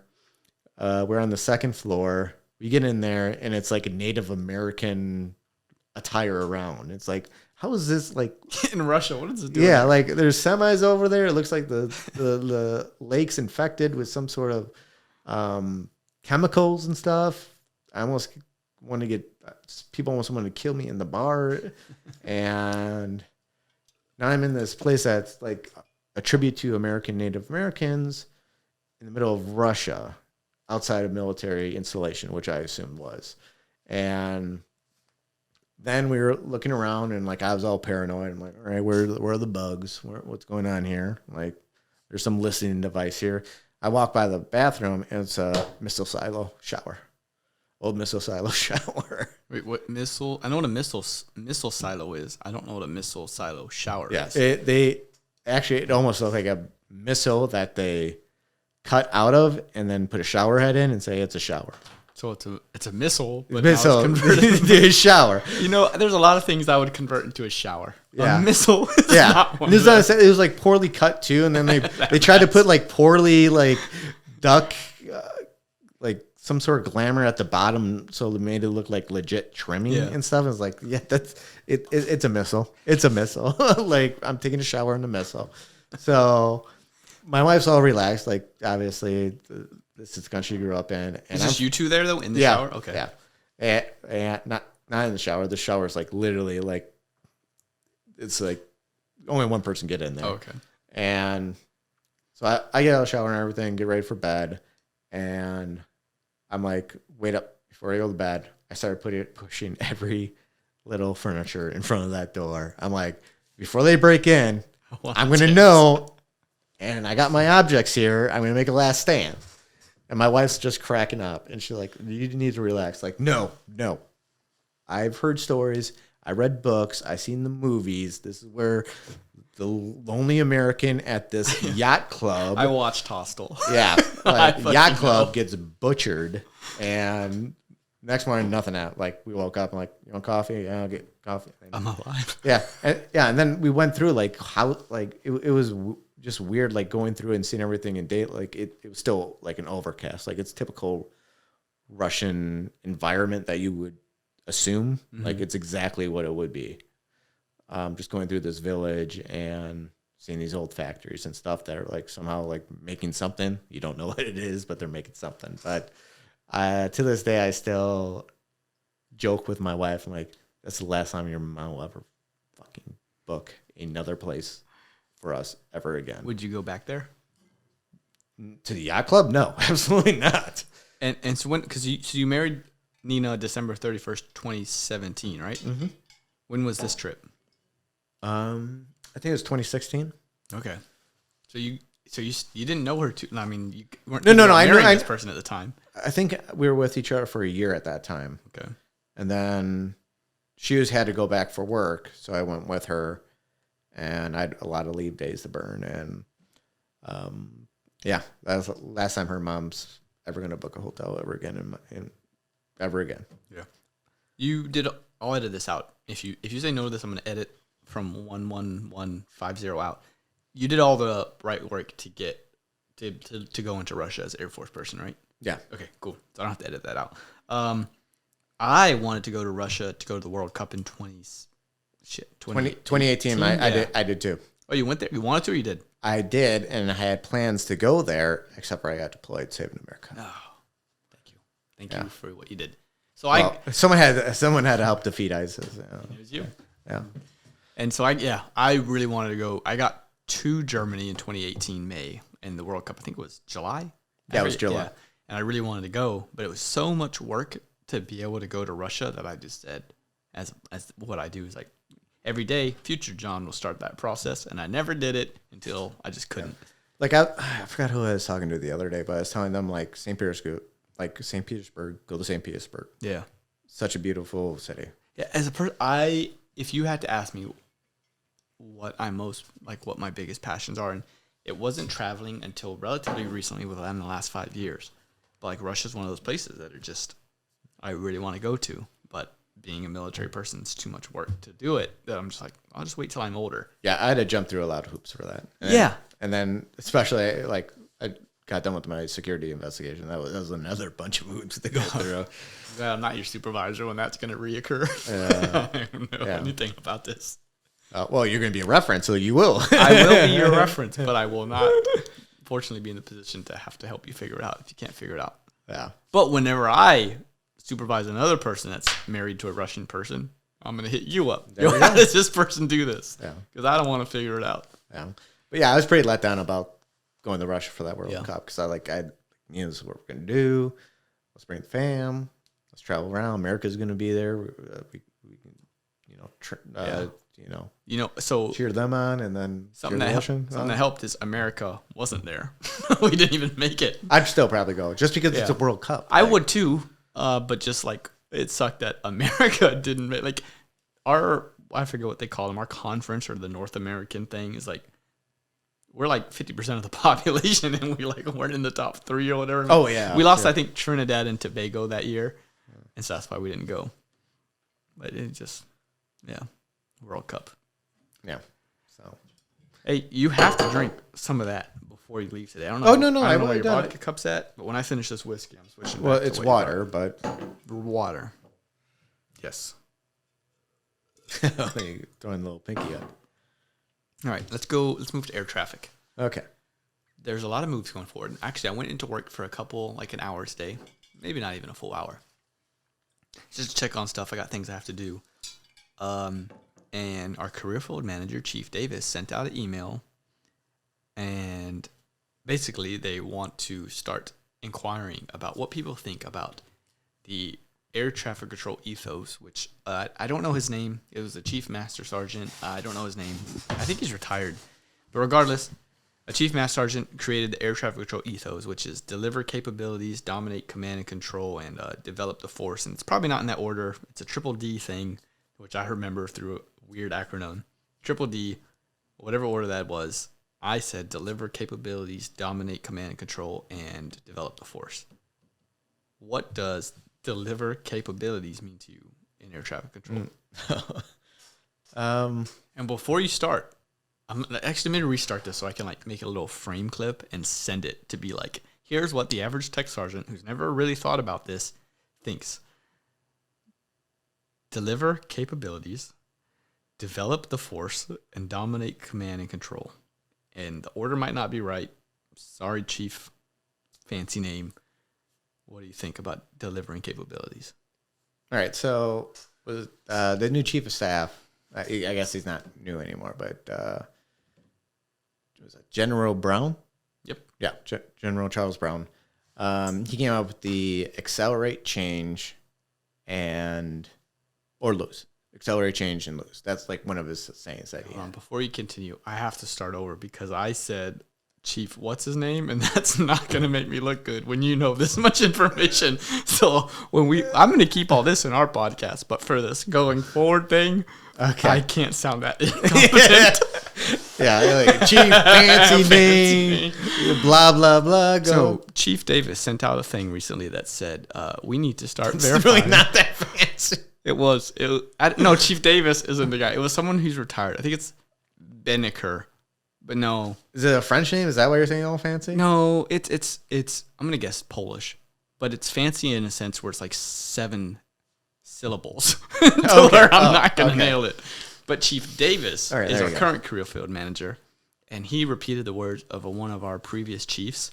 I don't know if the previous chief was a career field manager, and I don't unfortunately know his name. But he had the air traffic control ethos, which was develop the force, deliver capabilities, and dominate command and control. What do those 3 things mean to you as an average tech sergeant? Average start? Like, you're supposed to say a stellar tech Stellar tech sergeant. Promote now. Next wizard. Por favor. Are you going to count up the earlier portion where I said General Charles Brown? Well, we always got to keep restarting this. But, okay, so everyone that knows, he nailed it. I said something dumb, and I wanted to re-edit this, and I'm not going to. Okay, so now we'll just... All right, current chief of staff. Okay, let's try it one more time. Okay, one more time. But anyone who listens to the hour and 20 minutes... Are you going to cut this out? Nope, I'm not. It's going to be good. Okay. I feel like most people, when they listen to the podcast... Some people, like Cody Phelps, listens to it all. Frazier has listened to all of them. There's like 10 people. Well, yeah, I've listened to several of them. Yeah. And so this will be funny to them, and they can, like, if they really wanted to be an asshole and call this out, like, haha, they did this 3 times. Like, go ahead and do it because we're human. And if you think high-ranking people or important people get things right the first time, you're an asshole because they don't. But we're going to make a clip to where we can send to them and make it sound your thoughts, because now you've had a little bit of advantage to think for like the last 2 minutes. So I'm going to rephrase it one more time. We're not going to preface it anything we previously said. You're going to talk about General Brown, Charles Brown, when I'm done talking. But Chief Davis recently sent out an email. The air traffic control ethos: develop the force, deliver capabilities, and dominate command and control. And that's something that we want all air traffic controllers going forward to know and mean something to. So for you, as a superior tech sergeant, someone that's up for master, you've only been in for 11 years, like you're moving really fast. What do you think about developing the force for air traffic control? Well, with General Charles Brown said, accelerate, change, or lose. Yep. And I don't think ATC has really taken on that kind of motto or ideology yet. Sure. Just because with what Chief Davis is, at least he's moving in the right direction. We're moving at least in the right direction, but there's no action yet. It would be nice for every ATCer to have a multi-row, as in tower radar. Tower radar. They have to get both. There's none of this. I'll write that down. You're going to just get radar. Like me, it was 11 years with radar. Now I'm in tower. It shouldn't be that. It should be you go radar. Now you're rating all the radar positions. Then you go to the tower. There's no stopping training because the radar people only have no radar. And then when tower's not doing something that they think that they should be doing, they have no perspective on why they're not doing it. Yeah. So a lot of times you'll get that little banter between the two. It's like, oh, F tower, like they don't know what they're doing, or F Rapcon. They have no idea what we're doing up here. When I'm up there, I have a better understanding of what they're dealing with. And when Rapcon does something else, it's like, guys, you're not understanding what they need done up there. Yeah. Like you're not helping them. Like you don't have that perspective. And then when tower does stuff that Rapcon needs, Rapcon, like tower doesn't understand why Rapcon's doing it. Yeah. And it's that perspective. As long as you get both perspectives, right now it should always be, right now it should be two career fields, basically. You got your tower career field and you got your Rapcon career field. You got to kind of mesh those two together where it's all one. Your first enlistment, first 4 years, you're going to get both. There's no ifs, ands, or buts. You're getting both. And everyone falls back to that manning. It's manning. No, it's scheduling. It's putting more pressure on the wing to say, hey, we want the scheduling for this next 2 weeks. I know you have it. Usually it's written in those regs. Give us the scheduling so we can set up our schedule to maximize training to ensure that the people in the Rapcon can go up to the tower to get their training, people and cover manning. Mm-hmm.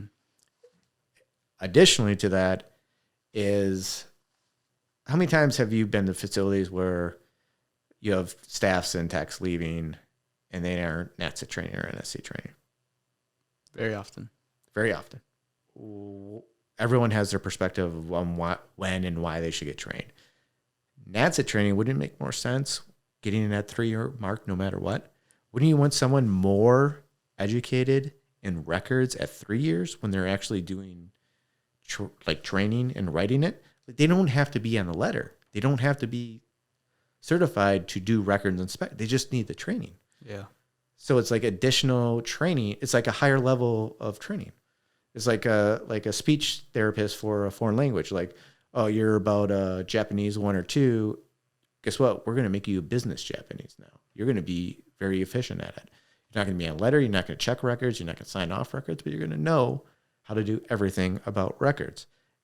The process is actually going to take 4 months. It's not going to be, here's 1 month or 2 weeks and you're signed off. It's 4 months, 8 months, however long you want to make it, but make it start at their 3-year mark.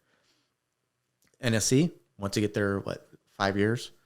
Is it 5 years in a career field? Like, I'm not sure. I don't know if there's a minimum requirement to be okay, NSC. but like when they're able to get it. That's stand eval for non-air traffic people. Yeah. And that's it as the training manager. Yeah. 5-year mark or whatever they're able to get NSC training, let them get NSC training. Mm-hmm. Is it going to hurt? No. If you want to make double the training, go for it, but at least do something with it. And don't say, well, you don't have much time. You do, well, there's a lot of things going on. It's like, it's ATC. Like, we have a lot of downtime on the swing shifts. Yeah. I hear you, and here's devil's advocate sides of it is, like, with the trainer thing, they're trying to make trainers special where it's just not everyone's a trainer. Here, at least, that is the case, and I think most bases, everyone becomes a trainer because you need trainer and people to carry their weight. If you just threw everyone in NATSA and NSC training, they wouldn't take the training as seriously, and it would just get watered down if in comparison to where, like, you only get this if you've proven yourself competent as a trainer. So it's like a level up. I hear your point. I would love, when I was in NATSA here, man, it sucked. Like, everyone didn't know what they were doing, and they come from different bases with different strategies because it's not formalized. See, that's where I think like a lot of the ATC is falling back to the old habits. Mm-hmm. Accelerate change. accelerate change. How are we going to make change? Like someone needs to do something. Someone needs to try something. You can never fail if you're the first person. If you're the first facility that does, we're doing up and down, tower or wrap gun, no matter what. We're the first one. It's going to get hairy. It's going to suck. There's going to be faults. People are going to fail. And what about the people that so let's say you're at your coach. No, what's your first base? Laughlin. You're at Laughlin. You've been RapCon for 3.5 years, and they push that. So now this new guy comes in. Now you're at 4.5 years. This guy's rated, been for a year. He gets to go to the tower and you don't. How are you going to feel? If that's a new process, then will I get a chance to go to the tower? Yeah. Maybe probably not. You're PCS and pretty soon. Okay, then that's okay. That's okay. Yeah. But if they're pushing it, at least they're doing something to change. I mean, since I've been in, it's kind of like always the same setup. Mm-hmm. Like, you have your assistant chief controllers, you got a chief controller, you got NATSET, NSE, and that's important. NAM should really be additional duty, in my opinion. But disagree, Diaz. No, Diaz is NATSET, so he's both. Yeah, so he's doing a lot. So, you need to make some sort of attempt at doing something different than what everyone else has done for me, 11 years, possibly 10, possibly 20, 30 years. You got to make an attempt, and this is the fault on the Air Force is if they fail, it's viewed as a negative instead of a positive. Like they tried something that no one else tried. It didn't work out. Did anything significantly bad happen? No. He tried something, or she tried something. At least they made an attempt. They tried to accelerate change, grow a multi-role force, and help benefit the Air Force more. Because right now we have a smaller pool. Like, all right, we need tower here. We only have this group. We have RapCon. We need a RapCon controller when we're deployed here. Like they're not going to cross chain. They're not going to put a tower controller like, hey, guess what? You're deployed Iraq. You're going to get shot at. You're going to get bombed at. Guess what? You're going to RapCon and you got to learn RapCon. Yeah. Wait, I got to learn all these chapters and everything? They're not going to do that. Okay. So that's one of the 3 Ds for the Air Traffic Control Ethos is develop the force. Your pitch is make every single trainee, when they get their 5 level in whatever their first facility, is switch to the next one. If they're at a base where they can do that. And current. Oh, man. Obviously with current, you can't because you need people to hold down the fort. I understand that. I understand it's going to be a little challenging. I understand. But guess what? Thank God we have resiliency training. We can use the 4 pillars here. I mean, you laugh at that. It's like, that's why we have it, is for how often do you actually, something comes up and you're like, I'm going to use my resiliency training to counter this. How often does that honestly happen? I use it for when other people have stuff. I'm like, did you use your resiliency training, the 4 pillars? For me, I use... What are the 4 pillars? I don't know. Do you know the 4 pillars? What I use... I don't know. Exactly. So, and I think that Air Force does so many great things. It's made me the person I am. But they're also accelerating change so frequently where changes are happening and they're like, here, do resiliency training. And I don't know what the heck the 4 pillars are. And you don't either. It's like 100% of the people in this room in the Air Force do not know the 4 pillars of the resiliency training. And sure, maybe I shouldn't admit that. But let's be honest. How do we accelerate change? By not making too many changes at once. Again, people can't keep up. Well, you can't just do one at a time either. Like, that would be such a slow process. Like, you're right. Like, you're going to have to take risks. Sooner or later, you're going to have to take risks. And, like, I think what Chief Clark done here is phenomenal is he's doing change. He got Marines here. Mm-hmm. We have 2 Marines now, phenomenal Marines. So, yeah, okay. All right. Now we got 2 South Korean controllers now. That one was good. Great. He did that. He wasn't a full thing of the Marine one, but he did do that Korean, the ROCF. Okay. But yeah, the ROCF one, like, that's amazing. I agree. I love things like that. That's change. So we're talking about ATC Ethos, and I actually talked about this with Chief Clark, and I'm going to attempt to talk about it with you, even though I didn't want to talk about it with Chief Clark, is Jin, one of our ROCF controllers. I need to get him on this podcast. So Fraser's doing this thing where she's going to ask a bunch of people about air traffic control ethos, and then I don't know where it's going to go from there. Once she does that, it's going to be recorded, videoed, and sent forward. But Jin, our ROCAF controller, has the greatest story about why he joined the Korean Air Force, South Korean Air Force, and why he loves working with Americans. It is like the most, I'm going to like oversell it almost, but it made me reconsider, like, man, like if a South Korean guy is this passionate about the military and serving his country, why am I not on the same page as him? Why don't I feel this passionate about what I'm doing? And when he said it, I was shameful that I wasn't able to like compare myself to how I feel, but because of his story, it brought me up. And with long story short, Jin, I'm gonna make him share this story with Fraser. Yeah. But he watched a bunch of American war movies, and that's why he's like, I want to serve my country and make that kind of influence. And it's like, could you imagine if everyone in the military joined because they wanted to protect their country and make it better and like have that camaraderie? Like, fortunately, in our job, we have that camaraderie. Like, somehow it's just filtered in. But he did it literally for that reason and still feels that way. And then he got put in this situation where he gets to be with Americans and hang out with us. And, you know, Jen. Oh, yeah. You can see it in him. Guy. Yeah. So I was talking to you about the air traffic control ethos, developing the force, delivering capabilities, and dominating command and control. And I think that conversation, from what you had to say, was very in-depth. And I don't want to speak too long. We got Parshawn Taplin's going away, a guy we both like from Kunsan Tower. And that conversation's so long, and Fraser's doing a bit. I'm going to tell her to talk to you as well. She has so much to like. She's really into that stuff as well, almost similar to you. And she's doing that for Chief Hager. It'll be great.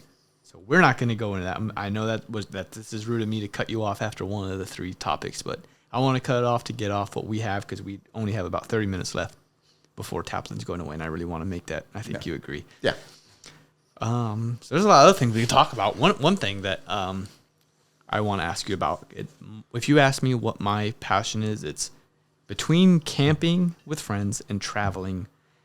Traveling with friends is also good. I think I mix up what I like about, but what is your opinion on camping?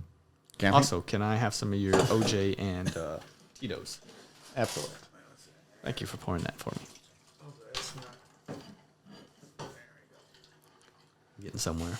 I'm not going to stir it. You can stir it. Well, the Tito's is so too far away from me. Oh, yeah. Kind of 2 ingredients. There's also ice.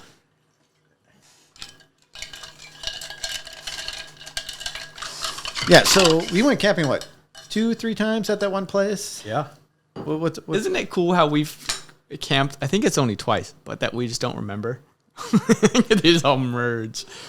I remember that last time we went through the city and we're all lost. That was on my birthday. Yeah. But that's good. Yeah. It kind of sucked that we only were limited to 4 people the second time. But the first time we had 8-9 people. All the homies. Yeah, Edwin, Diaz, Manluco. Who else was there? I know, but I kind of want you to read them off to look like an asshole if you don't know. Yeah. Derek Pace.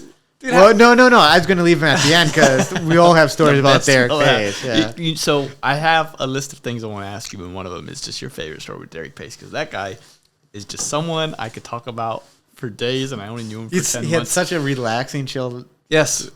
And anytime, I think what he did, I don't want to move from this camping thing. We're going to move from the camping thing. Camping is great. That's my favorite passion. You're good. You love camping too. We can get back to it maybe later because I'm curious what you like so much about camping. Well, here's why I wanted to bring up camping with you is because every time I wanted to go camping, you moved oceans to find a way to get off and join. So I know camping is important to you. Yeah. And I want to camping is something. We're going back to camping. We'll talk about Derek after. Okay. I don't. It's just you get out there. We had the ocean by us. Mm-hmm. It's just us friends. Yeah, having a good couple cocktails and good music. It brings a more, I hate to say intimate setting where we can let our guards down. Yeah. And speak freely and not have everyone judge us.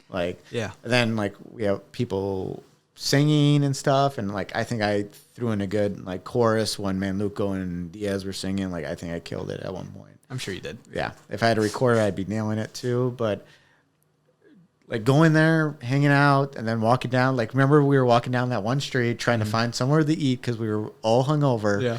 And it was like fish place, snails, oysters, snail. Like, and then we got insects. Insects. And then it was probably like 3 blocks long of this. And we're like, fine, let's just eat here. And the whole time we were eating that meal, it was like worms that we had to fry. Yeah, it was so bad. And we all looked at each other like we're having a great time, and everyone had beers, and And then we realized 2 blocks down there is all you can eat like Korean barbecue. Yeah. That was like the most miserable feeling ever in my life. I like seafood, but I did not like the snails they tried to feed us. No. What was it? The scallops? Mm-hmm. They were the only good thing. And that's why they were gone. Yeah. But it was such a work, like, people have no idea like how much work goes through to get like a scallop. Like, there's cutting process, there's picking, like it's a whole like production just to get like one little scallop.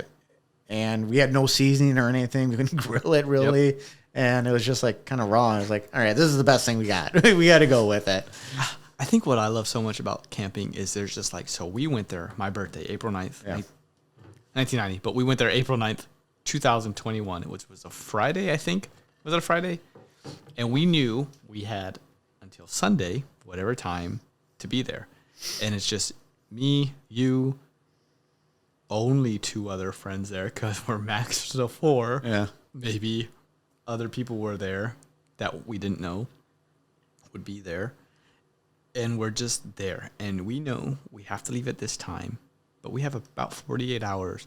Anything I'm thinking, anything I'm feeling, any food that I brought, any adventure I want to go on, it's going to probably happen. And there's so much time. And I'm just with people I care about. And it's like 42, I think it was 50-something hours that I knew I didn't have to think about anything or care about work or other people that I know, the stresses in life. It's just we're there at this campsite. There's a beach. There's food, alcohol, friends. I think fireworks. My boy Robert Patrick Grady bought $100+ of fireworks for my birthday that we shot off in 3 minutes. Trying to make the best Boonsan repeat. We did. Well, we did shoot them at each other. But I think that's what makes camping so special. Is you're there. Like, obviously, you can't just go camping with people you don't know. You kind of have to plan it, and I don't like plans. So yes, we know that. And to do it with people that like were willing to commit their weekend with. It was Derek Pace's last weekend in Korea, and he was like, "Oh yeah, I'm going," And it's just that. I think that's what makes it so special to me is the intimacy. That's the perfect word. Is you're just there with people you care about, and they don't care about anything else in that moment, but being with the people they care about. That is why I love camping, and every time I've been camping since I've been here 2 or 3 times, Robert finds a way to get off the midships and swing ships he's scheduled for and make it happen. Well, you got like, I'll take 2 of your weekends next week, and for one that like you got to know how to negotiate. Deal. You're good at that. Yeah. But Derek Pace was he's sorely missed around here. Dude, this might hurt a lot of people at Kunsan. If I had to pick my best friend at Kunsan, it's Derek Pace. That guy just always. So with my podcast with Fraser, I was talking about she asked me what my favorite animal was, and I said a dog, and she said why, and I said because every time I saw my dog, it was just pumped to see me, wanted to fucking see me, hug me, talk to me, be around me. And Derek Pace, I'm not calling him a dog, but he would do that for people. Like Derek Pace just was always wanted to hang out every day. Hey, what are you doing after work? Just like, what a simple concept to make people like you is to just always like hit them up to try to hang out with them. Oh no, he was always willing. Like, yeah, I'm ready to go whenever. Let's do it. My favorite stories about Derek Pace story. It's not really anything great, but it's just his like little subtle humor. Like, you were there when I was like trying to type out sergeant and I put an N at the end and he was like sergeant. Like, it's just the way he like made fun of me and like just said a very subtle like just his facial reaction. Then like when I asked like, hey, how do I fill out this form? Like, okay, I'm gonna put Robert Grady. He's like, yeah, that is your name. Like, it's just the way he said things. Like, it just had me rolling every single time. And yeah, he was a beast when it came to cocktails. Like, I never saw him like, you know what, I'm gonna take tonight off. He's like, let's see where it goes. Remember we went camping the first time, and we all went to bed maybe at 1 a.m. and this dude at 4:30 was still drinking. He would sleep till 4 p.m. every day in my hammock.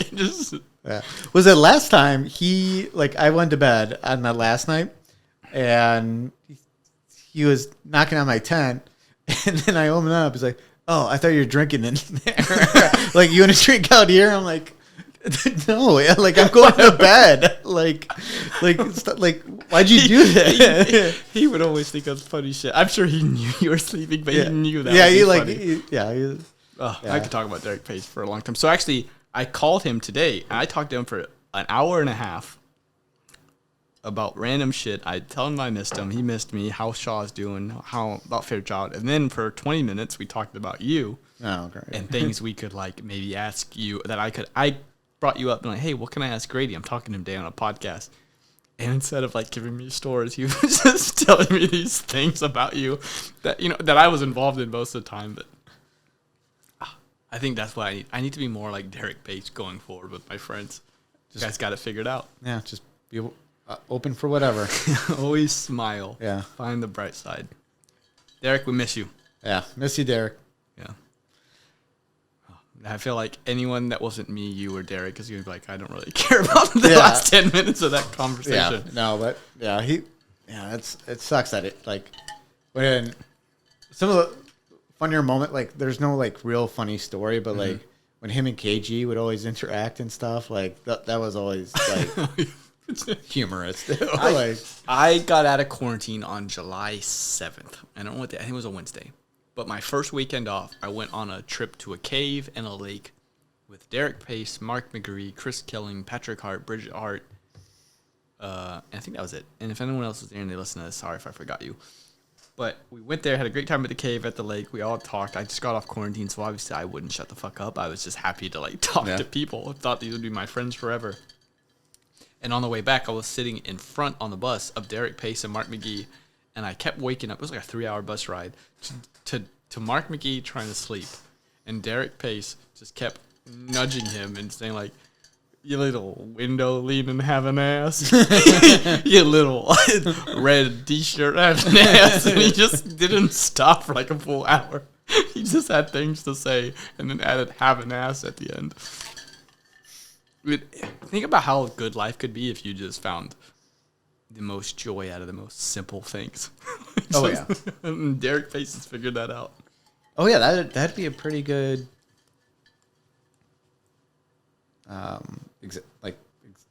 example of who he is and stuff. He just loves the little stuff. Yeah. Nothing gets him down. Yeah. Or if it does, it's very brief. Yeah, I don't think I've ever saw him upset here or angry. He pulled us all watch soups in there, and he talked to us like all adults. Mm-hmm. Hey guys, we had a couple stuff happening here. Can you knock it off? Pay attention. Take care of your business. Wow. It was 5 minutes. We all got the message. It was very clear cut, concise. How did you act after a clear cut device 5-minute message? Concise. Thank you. No, we appreciate it. It was you talk to us like adults. You identify that there's been a couple screw ups, nothing really catastrophic or anything, but yeah, it was a bunch of little stuff that's starting to add up. Yeah, we there was no one that didn't have his back.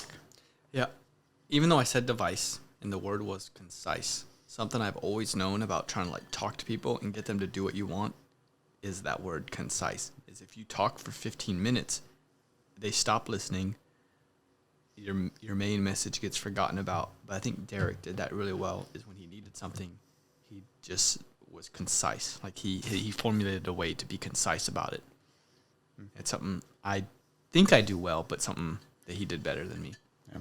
No, it's pretty cool. Was it Jesse Brown?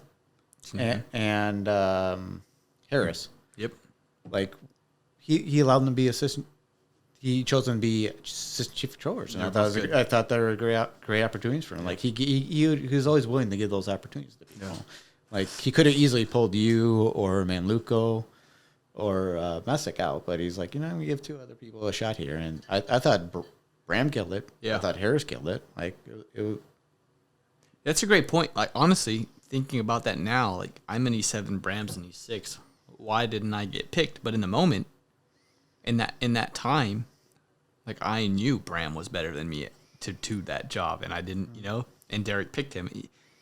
Derek had, I can't say enough about him. And Bram was perfect for that job. Yeah, and Harris too. And sometimes people hold back on making that because it's kind of like maybe rank oriented. It's like, hey, let's give these guys a chance. And if people are put in that position and people trust you, a lot of times people are going to rise to that occasion because they don't want to fail. Like fear of failure at that position, like they're not going to want to mess up. Mm-hmm. And it wasn't like lack of ability or anything. It's like both these guys were still airmen. They were able to nail it down, and they did. Like there was nothing that like Bram told me about like facility manager stuff, and it's like, do this.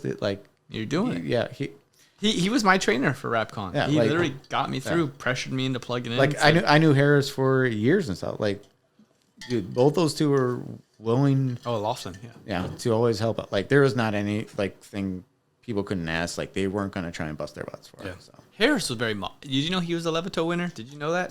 Because I know he won at Lawson. I did not know that until he posted something for his 10-year mark or whatever he's at. Yeah. I was like, oh shit! He's just so modest. He never talked about it. Same with Frazier, also a Levito winner. He always talked about that DC Redskin or Washington football team stuff. I was like, come on, man, they're never gonna win a Super Bowl again. They will before we're dead, I think. All right. Something I like to ask a lot of people. I think we're getting towards the end. We got Taplin's thing started 50 minutes ago. We're going to get there. Yeah. So I have 2 things left. The controller question, where we build the perfect controller. But before that, I want to talk about if you could have a 30-minute lunch with someone dead and then another 30-minute lunch with someone alive, which 2 people would you pick? And we'll go with alive first. I know I wrote this down, but my handwriting's so bad. David Goggins. Yeah, David Goggins would probably be like I was like when I work on stuff, I love his motivational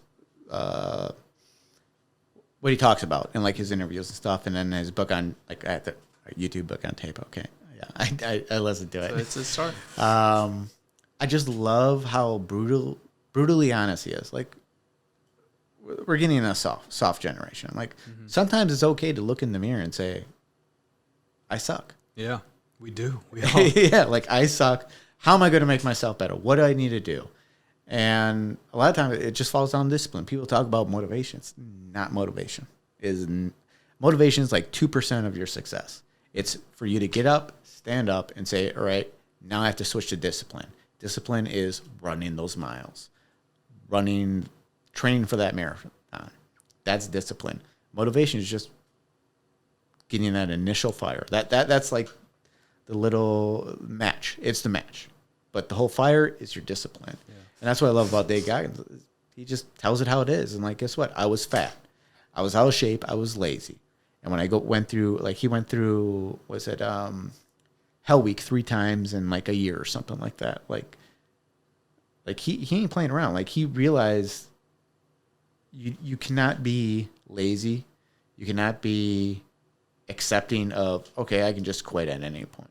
He pushed through everything. Have you seen those pictures of his feet and stuff? They're messed up. I haven't seen the picture, but I heard his Audible book. Yeah, his feet are messed up. And then when he was trying to qualify for he had to race 100 miles in one day to do one of these rare at ultra marathon. Yeah, at 71 miles, he hit his a Navy SEAL hit his peak and he couldn't do it. Yeah, and then he just thought no, I can push myself more. I can push it. It's gonna suck. He calls it the governor of his mind, where there's someone that's saying, well, you have to stop doing this for the better of the future. Yeah, and he just says, well, turn that thing off. Yeah, turn it off. It was on the. You always reference a car, when you get a new car, there's always like I don't know cars that much. The governor of the car, like, where it can't hit the top speed because it wants it to build up time and experience or whatever.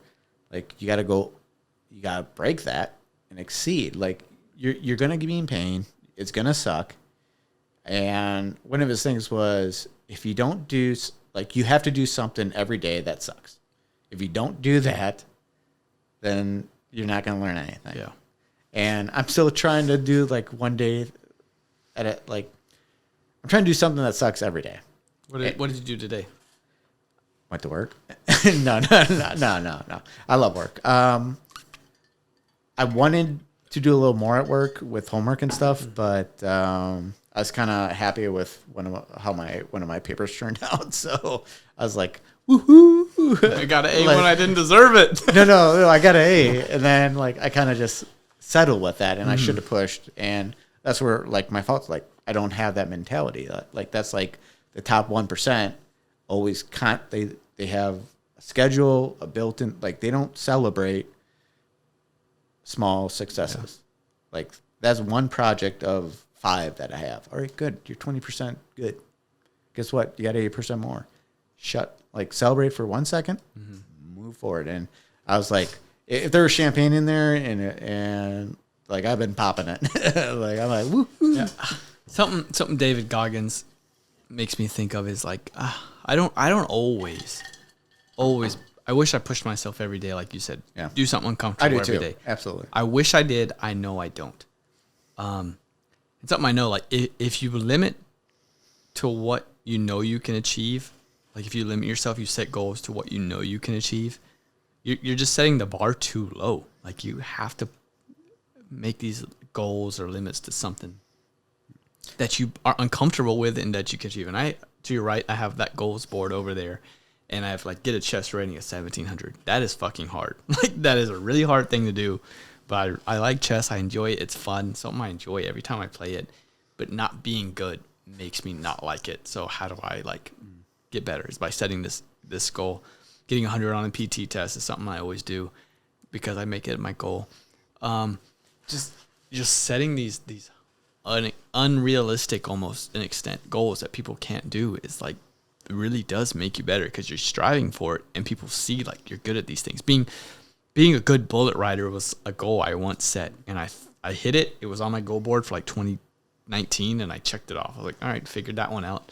Like I know what people are after and like in it. So like when I get this confirmation from you and other people like you did earlier in this podcast, like, oh, you're a really good bullet rider and you show me, it's like, all right, like I'm glad I checked that off 2 years ago because I actually do think I nailed it. But that's what it takes. It takes like setting a goal and going for it like early or like just setting it down and figuring it out.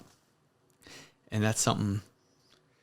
You know, it's hard because failure is a scary thing. Yeah. And especially in the military at our ranks, staff or above, even senior airman, like it's scary. Like you fail, that could cause the whole year to suffer. Yep. And it sucks because that's not really a bad thing. That's actually a good thing because if they failed at that one thing and then the rest of the year they're doing amazing, like why do you like, no, that's a learning tool. Like what is it? I forgot who it was, but you fail your way to success. Yep. Like I forgot who said that, or like maybe no one said that, but that's the only way you can do it. Like I love Dan Piana.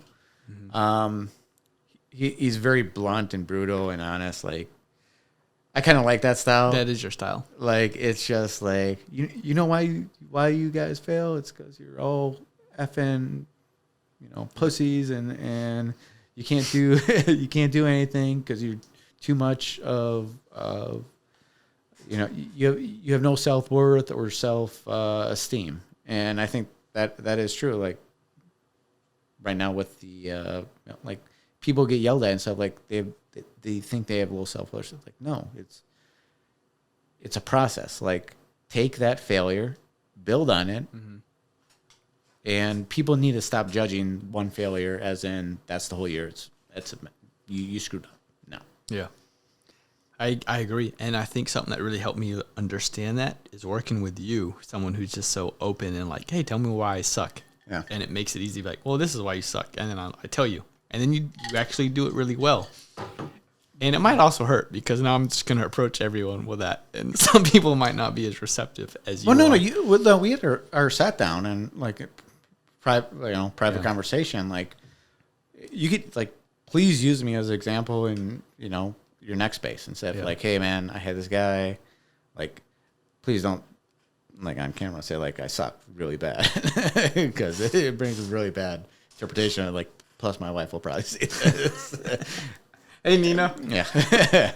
My wife, kids, brothers, and mother and father, which I love very much. Yeah. Thank you for everything you ever did for me.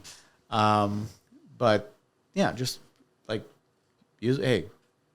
and if you need to reestablish that, like, hey, I'm gonna show you what we used to do. It's like you can even video time me and say, hey, this is what you sucked at, like, so they could see, like, or now here it's like, yeah, this is my rank. Like, yeah, he said that stuff to me, and like, it's okay. He's not gonna hold it against you. Just be honest. Yeah, it makes it easier. It makes it easier to not have to restrict what you say to someone. Because you got to sugarcoat it. It sucks when you have to sugarcoat it. You do. And until someone told me, don't sugarcoat, just tell me why I suck, I realized how much easier it is. Like, every time I had something that I need to, like, coach someone, that I thought I needed to coach someone through, I have to think, how do I tell them this in a way that they're receptive? How do I listen to them talk first so that I can understand them, say something, and then relate it to what I'm thinking? And with you, I don't do any of that. I just walk by, tell you what you sucked at, and then go to my office. It's so simple. Yeah. Email you. Hey, it didn't go to the end of the line. Fix that. And it's funny, like when you write those emails and stuff, like, dude, you could just said this to me. Like, you wasted more time than anything else. Yeah, but I feel like that approach of an email helps you because you're on the mid and you're like, oh, I have 8 hours. I have to respond to this. Well, I usually get a little, I read it. We could have done it face to face. Stop avoiding us. I don't like plans. Yeah, I know. All right. Oh, man, I feel like what we're talking about now is really fun for me and you, and I don't know if like listeners are gonna want it. But don't you have like a tradition that you usually do? Yeah. I think we cut it off, but David Goggins was your lunch. 30 minutes was. All right. Is that who you picked? All right. So I understand we gotta kind of get going here. So fuck it. Happen to be there. Yeah.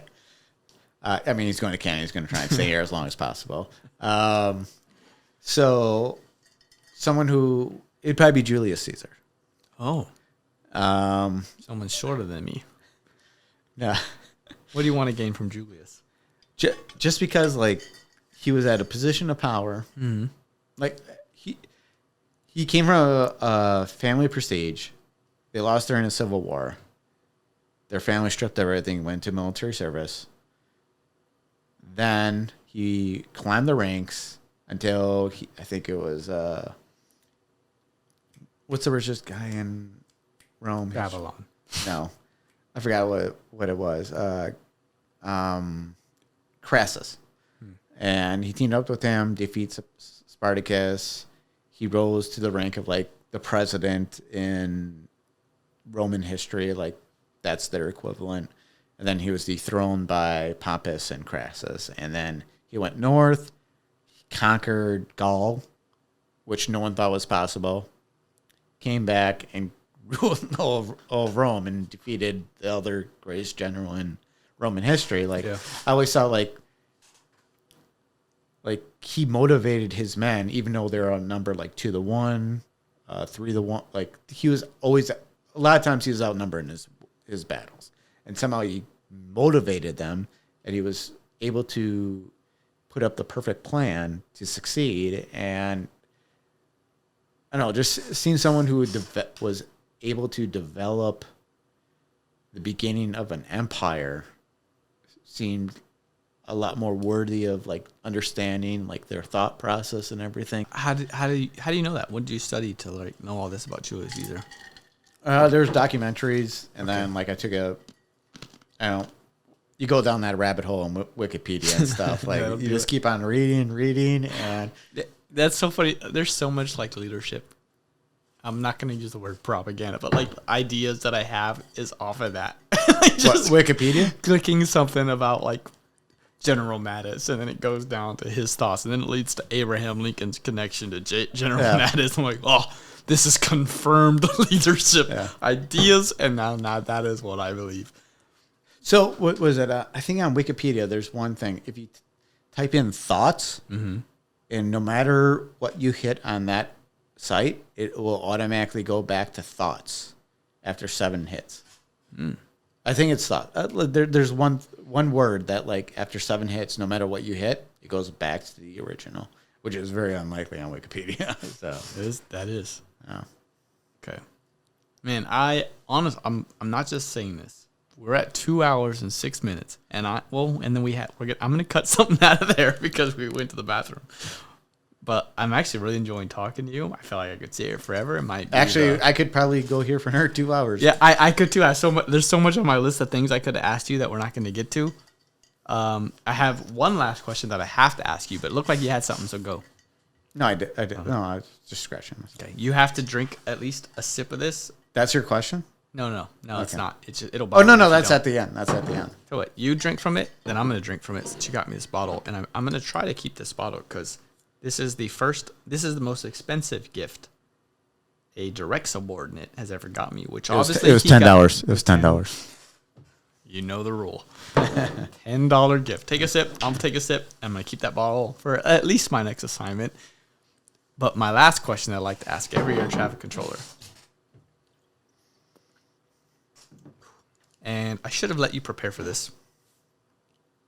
I'm going to start letting people prepare after because it's going to be hard to answer these on the spot, but I have confidence in you. I like to build the perfect air traffic controller. And this will probably last at least 10 minutes because when you have these answers, I'm going to have so many things I want to follow up. And it all came from building the perfect quarterback from a playoff thing back in like 2006 when I was in like a 10th grader. I'm going to ask you 5 questions about the best air traffic controller, and I usually have a sticky note that tells me these 5 things. I don't today. Hopefully I remember. But it's going to be the best air traffic controller you've ever known, the most book smart, the most natural leader, the nicest air traffic controller you ever met, and then if you could have one air traffic controller that just follows you around for the entirety of your career. You start back as A1C, whoever you've met down your 11 years, you get them at your first base, which is Laughlin, and they follow you for your entire 20 to 30 years.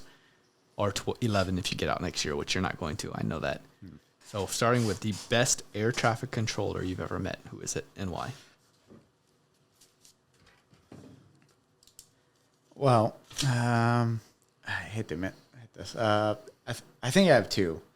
I know that's against the rules or anything, but there's a feeling at Laughlin that was Scott Kohler. He trained me in like the most difficult position there, but I thought he was a phenomenal controller. Like he was military, then he went FA at Sky Harbor, and he thought he was the shit.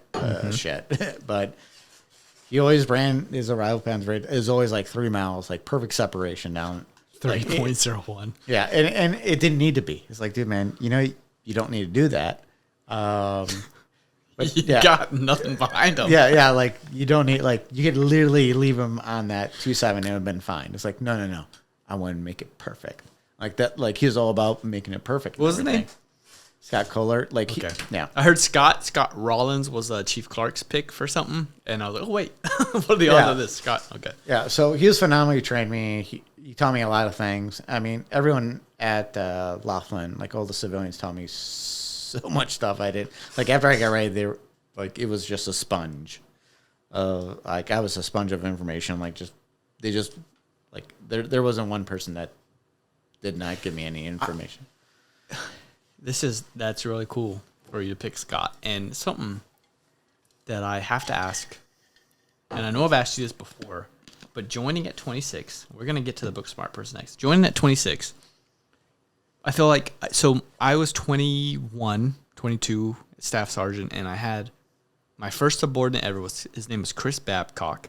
He was like 5 years old. He graduated high school before I went to high school. I forget his exact age. But I remember thinking, like, this guy should know everything. Why doesn't he know air traffic, like, the day at a tech school? Did you ever have that, being 27 by the time you showed up to Laughlin? Like, people just expected you to be better because of your age? Yeah, I did. William Gray at Laughlin, he made master. He should have made it like a year before, in my opinion. Like, he was phenomenal. But like, me and him were good friends. But at the time, like, you know, he kind of like said like, "Hey man, you're older. People expect a little bit more of you." Yeah, that's cool that he told you that as a 3 level. Yeah, and 'Cause everyone's thinking it. No Yeah. one's gonna say it to you. I mean, like, after a while, we developed friendship where we just made fun of each other a lot. But like, he just flat out told me that, and I was like, okay. And there's other people that were struggling. Their training was like, dude, you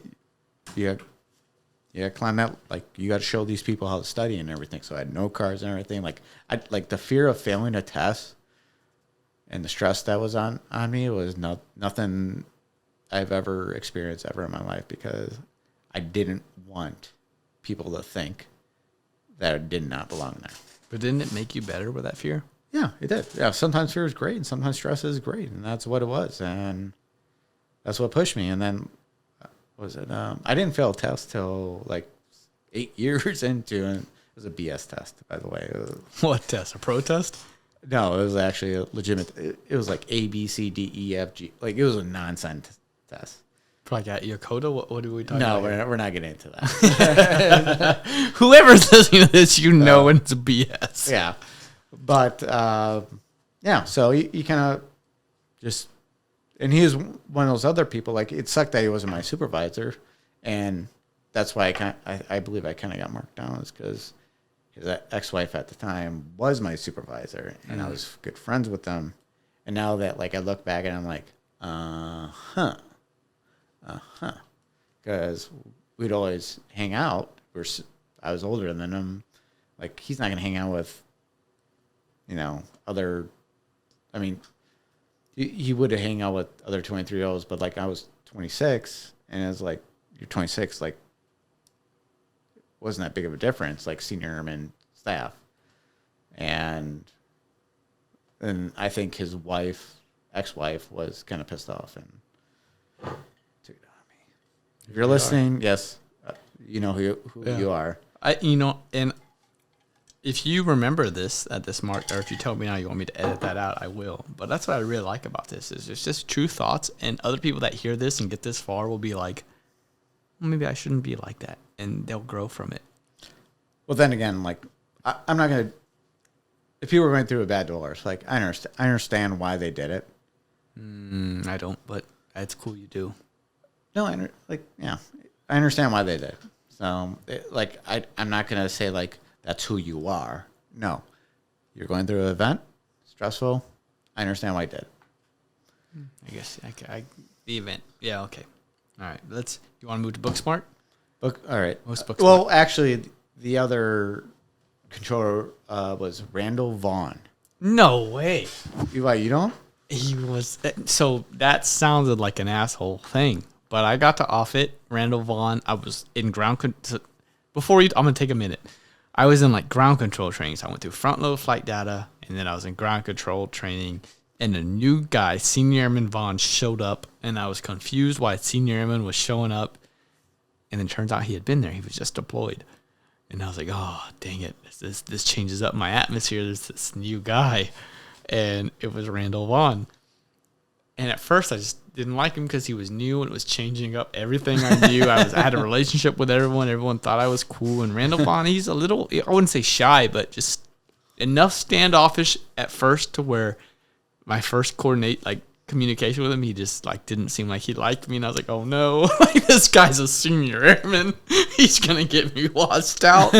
And so I just wasn't a huge fan of this guy showing up who came back from a deployment. Turns out I actually really like Randall Vaughn. Dude's fucking cool. We would go to movies together, but in the moment when I first met him, so cool, we go to movies shook together. up everything. It shook my whole world up. I ended up I met his mom, T-Bone. I liked him. So I'm excited for you to talk about how Randall Vaughn at Yokota. Yeah. So I was struggling in non-radar at Yokota at the time because we had the carrier unit there.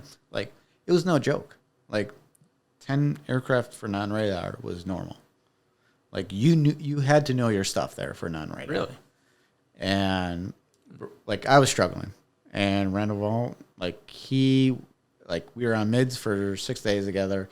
He literally sat down, he was also the last year I was there, he was my supervisor, but this wasn't the time he was my supervisor, but he literally spent 3 hours, 4 hours on a mid shift going through non-radar with me. And he knew all the rules. He told me all these things and stuff and all the gray areas. And then when I would read it, I'm like, oh, wait, that is a gray area. I knew enough to never take someone's word about ATC rules if I was unsure about verbatim, unless I looked it up. And he knew his stuff for non-radar. He killed it, and he taught me everything about non-radar. And I feel if we were ever to go non-radar at Coontown, if I was on a desk, I'd pull everyone out. I got this. Don't worry. 2 things I have to say from that. First, you should start teaching people here non-radar. Second, it brings me a lot of joy. It brings me a lot of joy to know Randall Vaughn, an Offutt Tower 3 level, got rated as a tower only guy, deployed, went to Yakota, and found the motivation, aspiration to learn non-radar so well that he could train people in it and make them remember him. So, I think it's well known. You know Randall Vaughn's initials. I thought it was RV, but I guess it's TR. Okay, I did not know that. All right, and I think it was RV at Offutt. Pretty much every train wreck. All right, now everyone who's ever worked in knows how he got these initials. Tell me. Tell me. I love the fact that he owns up to it because he was looking out for people, and I think he's a master now, and he's well deserving. He definitely deserves it because there's no one else that looks out for airmen besides you. Then he airman's number one in his opinion, and I think he's going to be a chief one day. So are you. Thanks. But Randall Vaughn's a good dude. So moving on to your next person, the most book smart. Who is that? Most book smart. I'll say Travis Sanford. He was my trainer at Laughlin. Mm-hmm. And when I failed my first cert, man, he killed me on knowledge. I've never been blown away from someone who knew shit like he did. He was just rambling off what we're going to do here. And he really, made sure I knew that stuff so I didn't fail my second one. And he was just so willing, even after, we're supposed to be let out. He stayed after, hey, we're going to do this. We're going to do this sim. And when I did something on that sim, he's like, what rule you used there? What'd you do there? Why'd you do it? He just kept on nailing me about it. It's you're not failing. You're not failing. I think he's a master now, but he's one of those people he deserves what he has. And maybe it was the fact that I was a 3 level and didn't want to fail. So, I can't really it's hard picking someone who's book smart because if it's not in your early career, later on in your career, it's just fucking look it up. We have references there. You don't know the frequencies. Yeah, I do know the frequencies. There's a paper copy right here. And guess what? I can call the ETS and guess, hey, what's the frequency? Or I can look up in the AFAST. There's many ways I can do. Well, what if that fails? Then I can't do anything. What do you want me to do? But no, he got me through my first failure, and he worked his ass off. He made sure there was no faults there. Some of those that's where I got my training for sims, and I would never ever wash people out or fail people on sims. Is I'm running sims to train you, and I'm going to throw everything that you're not ready for at you, so you're ready when it happens in real life. And I'm not doing the simple turn left, hey, 180, like clear out. Like, no. Hey, oh, we got emergency coming up here. Oh, wait, blimp over there. Oh, it popped. Oh, what are you going to do there? Hey, then you search and rescue. Like that's extreme. That is extreme. Yeah, that's extreme. It helps to like. Yeah, it's extreme, but it's still Yeah. the fact that like I'm trying to emphasize, like I'm trying to throw random things at them that they're not used to, but still not write them down because they haven't seen it before. Like, well, you didn't go through your checklist. You didn't get fuel remains. It's a blimp, man. It's a blimp. I don't want to rush this. Jin just messaged me and said he's at the hooch. Where are you? Jin. I don't know anyone. All right, but so- don't rush. No, don't rush. Okay. I'm gonna respond to him. I'm gonna mute my mic so you don't hear me. But the next one, I'm listening to you. Best leader you've met in your career. Derek Barry. Go on. I've heard that dude. Yeah. He's actually a mentor of mine. I was at Yokota with him. Finishing a podcast. And he taught me a lot of stuff. And I met back up with him at Whiteman, and dude, he killed that white. Like he did a lot of things that weren't normal for Whiteman, and he kind of he left his footprint there in a positive way. Let's just say, and like he's always someone I could talk to, so I could be open and honest with, and. He was one of like you're a mentor of mine, and he's a mentor of mine. Like So Chief Clark, I asked Chief Clark said if he could give up his chief stripe today, in the event he could give it to someone, he would pick Derek Barry, who I'm assuming he's a senior then. yeah, Okay, yeah, I don't know Derek. I've never met him. Yeah. But to have a chief that's been in for that long say that, it's like, wow, that guy must be doing something right. And then 3 episodes later, have you be like, oh, this is the best fucking leader I've ever met.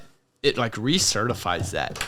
Like, the system will never work to where we can just give a stripe to someone, but like, sounds like this guy fucking needs it because he's doing something right. So most places you go to, how many NFCs you have? 3, 4, 11. where Yokota? Whiteman. 11. Everyone like that's why I'm talking. Like he was willing to give people opportunities, and staff sergeants were there. Hey, you want an opportunity? Absolutely. Yeah, you gave them That's the where you got opportunity. your advanced ATC training thing from, huh? Yeah, like I do not see Derek Barry not being a chief in 2 years. I hope he does. I mean, if Chief Clark's willing to give that guy a stripe and you like him, dude's doing something right. Yeah, we got to figure out what that is and like, replicate yeah, it. he's so cool, calm. One of the good times we had was we were all in it, like all the watch troops were in the office and stuff. Like, you know what? Things are going too well. Yeah, everything's great. Like, right, we gotta do something different.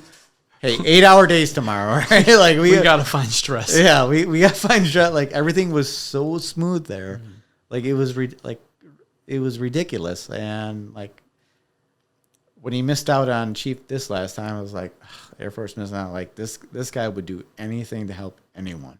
Yeah. So I hope the dude makes Chief, but I still think, it's, at least for our career field specific, people can influence it. Whether if you're a 20-year master, a 20-year senior, like even me, I feel like I'm influencing people. And absolutely. So like you have that power. A senior has more power than me.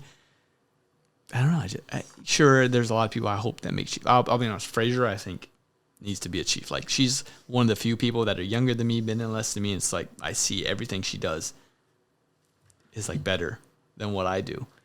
Well, no, I was telling her like she's gonna make Chief in 15, and if she's still in the like, I think I told her this. Oh, Like, she'll probably hear this. At 20-year mark, she'll probably be Chief, and if she'll be a doctor. She will, yeah. And She'll be a doctor if she in doesn't 2 go in years. the education system and try and do anything there, she's misusing her time, in my opinion. Like you're It's gonna her say call. like it's her call, just because like Air Force but she only can max out of the Air Force But guess what? Civilian world, you can be a superintendent. Yeah. Oh, it's not superintendent of the civilian world. No. Education. Funny. Yeah. Oh, yeah. Yeah, she said she wanted to get into politics, and I was like, oh, I could see that. Like, yeah, like, I'd vote for her. Yeah. What's your platform? I don't give a shit. Don't care. I'm voting for her. Like, I worked with her. She has my vote. Yep, same. So let's move to question 4. Who is the nicest air traffic controller you ever met? KB. Ah, shit. We were just talking about her. Is she Yeah, the nicest? no. Just because, like, she can balance being in charge, listening to people, accommodating them, working with them. Like, Yeah. like even if she doesn't agree with you, she knows how to do, like, in the most politest way. Like, you know, I can see where you come from there. I can see how you think a triangle is a circle. And I know it's so difficult. And I struggle too. And, like, she just she manipulates, like, she knows how to work with people, and she knows how to make people feel, like, comfortable and accept, like, I can't really explain more than that. Like, she just knows how to. I did say manipulate. I didn't mean that, but no, leadership is manipulation. Yeah, but, like, she knows how to make people feel wanted and they're important. She does. And, like, when I was on her crew, like, she listened to everyone's advice and she actually took it to heart. Yeah, I think just listening to people is how you get them to follow you. Not saying that B Crew didn't do it. I'm just saying. Yeah, whoa, time out here. I'm just saying that. Yeah, I see what you're saying, but even from my standpoint, I believe if you just let people talk, even if you think it's dumb, let them pitch their idea, listen to them. You don't have to do their idea, but listen to them, and at least they feel valued. Yeah. Like, I just thought, like, the way she was able to, like, I never heard her say one thing negative. Like, yeah. So when I did this reverse podcast with her the other day on her Master Sergeant release party, I picked her for that category because she asked me those 5 questions, best leader, and I've named like 4 or 5 people, and she was in there, and it was hard to pick number 1. I picked Brian Belford, but she was up there. She does a lot of fucking things right, and that's one of them is just listening to people and taking input. So that's a cool pick. I don't mean this insultingly, KB, but, like, nicest. She's nice, but I wouldn't have picked her as my nicest. But that's cool that you did, because now that you said that, I can kind of see it. No, like, she was never, like, rude to anyone. Like, I agree. Yeah, I guess you would like if someone came up to, like, she was like, well, okay, I can see where you're coming from, but I'm not gonna take it that way. Like, yeah, and then she'll go behind your back and say, that motherfucker. I don't think and that's why I think I admire her so much, because I am friends with her and she doesn't talk bad about people. No, she doesn't. Like, how can, like, her work at everything she does, and then on the outside of work, she doesn't do those little traits that most people do. She probably has a therapist that's, like, shaking and smoking like 8-pack today. Is like, this girl is so messed up. KB, you're great. All right, she's been on here twice. I need to get her on here a 3rd time where it's just 30 minutes of what do you suck at? Because I need to know you're not perfect. Everyone needs to know. Yeah, she does a lot of things right, and she's literally, like, being 3 years younger than me. She will be my boss one day, and I think I am, like, fine with it. Like, it's just like, be my boss. Like, you know more than me. I don't know how you know more than me, but go for it. Yeah. So it's cool for her to not only be, like, in my book, one of the best leaders, but in your book, one of the nicest. And she's a good controller too. Like, she's hitting all those categories. And if I had to pick something she sucks at, I would struggle to pick something. Like, nicest, like, I think it's kind of like, she's willing to listen to everybody, and that's what I think people want from a leader is. That's what leadership books say. Is just let people. It's not nice. It's listening, and, like, nice is like, oh yeah, you want a cup of tea? Yeah, I want actually 2 lemons. Like, no, she's not gonna do that, but she's gonna listen to you. And she's gonna help you out the best she can. So. Yeah, we can learn from that. All right, final question. Let's say you're back. You joined in 2010. 2010. You've been in for 11 years now. However many people you've met, you can pick someone, and now they go They show up at Laughlin Air Force Base, 2010, 2011, wherever you show up. They're with you, and you have them for the next 20 to 30 years of your air traffic control career. Who are you picking? Well, the first week I show up at Laughlin, they're like, hey, Little Boys Town is shut down. And I'm like, wait. Little Boys Town? Yeah, I was like, what the F is that? What is Little Boys? That's shut down. All right. Yeah, that's probably a good thing. And they're like, no, it sucks. I'm like, no, that's a good thing. I didn't know it was like across the board they said like Little Boys Town is like the new airmen coming in, like the new pilots is the new boys coming in town. He's like 23. To see like the bar area. I didn't know that at the time. Like when I first got there, I was like, okay, I'm not going there. I don't know why you guys are so bummed out about this. It's very concerning to me. Like, what's going on here? And then someone actually explained to me. But I just had that little story on. The person, like, it was you, man. I'm not gonna lie. Like, we could literally, like, it's 2 hours, 35 minutes. We could literally talk for another 7 hours. Like, it's a long time. Yeah. Like, it's literally you and me could have, like, been best friends forever. Like, BFFs. Not saying we aren't now. But, like, starting from the get-go and then, like, whatever happened to you with your leadership that made you excel, or maybe you're just that person, like, you are who you are friends with, you know? And had I been friends with you that earlier, it'd been awesome, like, running into you again and, like, guess what, man? We're starting off again. Round 2. Dude, I've asked a lot of people this question, and I never expect to get picked. And that is the first time I got picked. And it's kind of cool because I know I feel like I should have known your answers ahead of time. I usually do. And I actually didn't know you were going to pick me for that.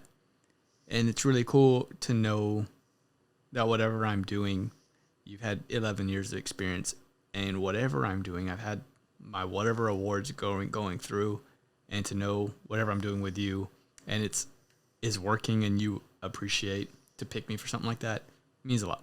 And I could go into bigger detail. I probably should. And I will. It's just satisfying, like, to know what I'm doing, my books I've read, what I think is important, how I think you should talk to people, to get validated through something like this when I'm about to leave. And for you to say that means a lot, because a lot of times, I'll be honest, I don't think what I'm doing is right. I'm getting in trouble for a lot of things that I think are stupid. I'm getting told what you're doing is wrong. You need to be more professional. I'm getting told you need to do this with leadership. And it's like, I don't believe you guys, but I am going to try to do what I'm being told to do by the people that outrank me. And to hear the one person I supervise say, like, oh man, I wish I had you at Laughlin and followed me around. It's like, okay, whatever I'm doing is probably right. And a lot of my books that I read also tell me, like, be yourself. Don't care what other people think, because if you're not yourself, you're not going to be good. So to hear that means a lot to me. I don't want to go more further than that, but I really appreciate you picking me for that. It means a lot more. This is probably my favorite part of my podcast. Hearing you say that, it means a lot more. And before I get more into it, dude, thanks for picking me for that. And I think we can talk more once this thing's over. Well, it's not picking; it's an obvious choice. Like you're my bro, man. Well, no better way to end a fucking podcast than almost crying for my first time in a long time. But I had Robert Grady, my only subordinate here at Kunsan. I promise before you're eligible for Master this year, we will put multiple hours into giving you the best shot. Can't promise you'll be in that top 20%, but we're going to try. I'll take 50. It was 20-something this year, so it's probably going to stay like that. So we're going to have to get you up there. But, dude, thanks for talking to me. This was a lot more fun than I had. We got to get to Taplin's party. Jen is there waiting for us. And any last words you have, say them, and then I'll end this thing. I just want to thank my mom, Susan. Dad. Yeah, Susan, Patrick. Love you guys. My wife, beautiful, amazing, Nina. Perfect wife, Nina. My car. My car is your son, not my car.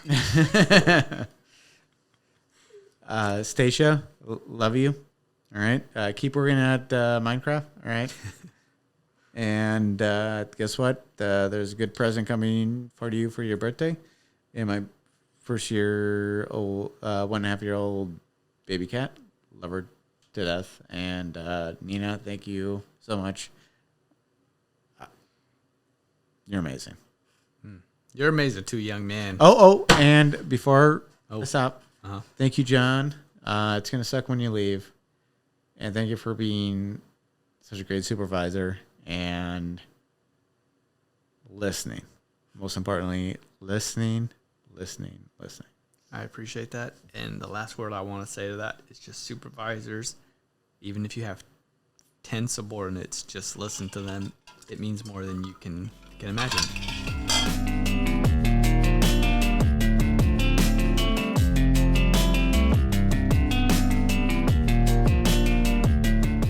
Talking to a subordinate was an interesting idea for a podcast.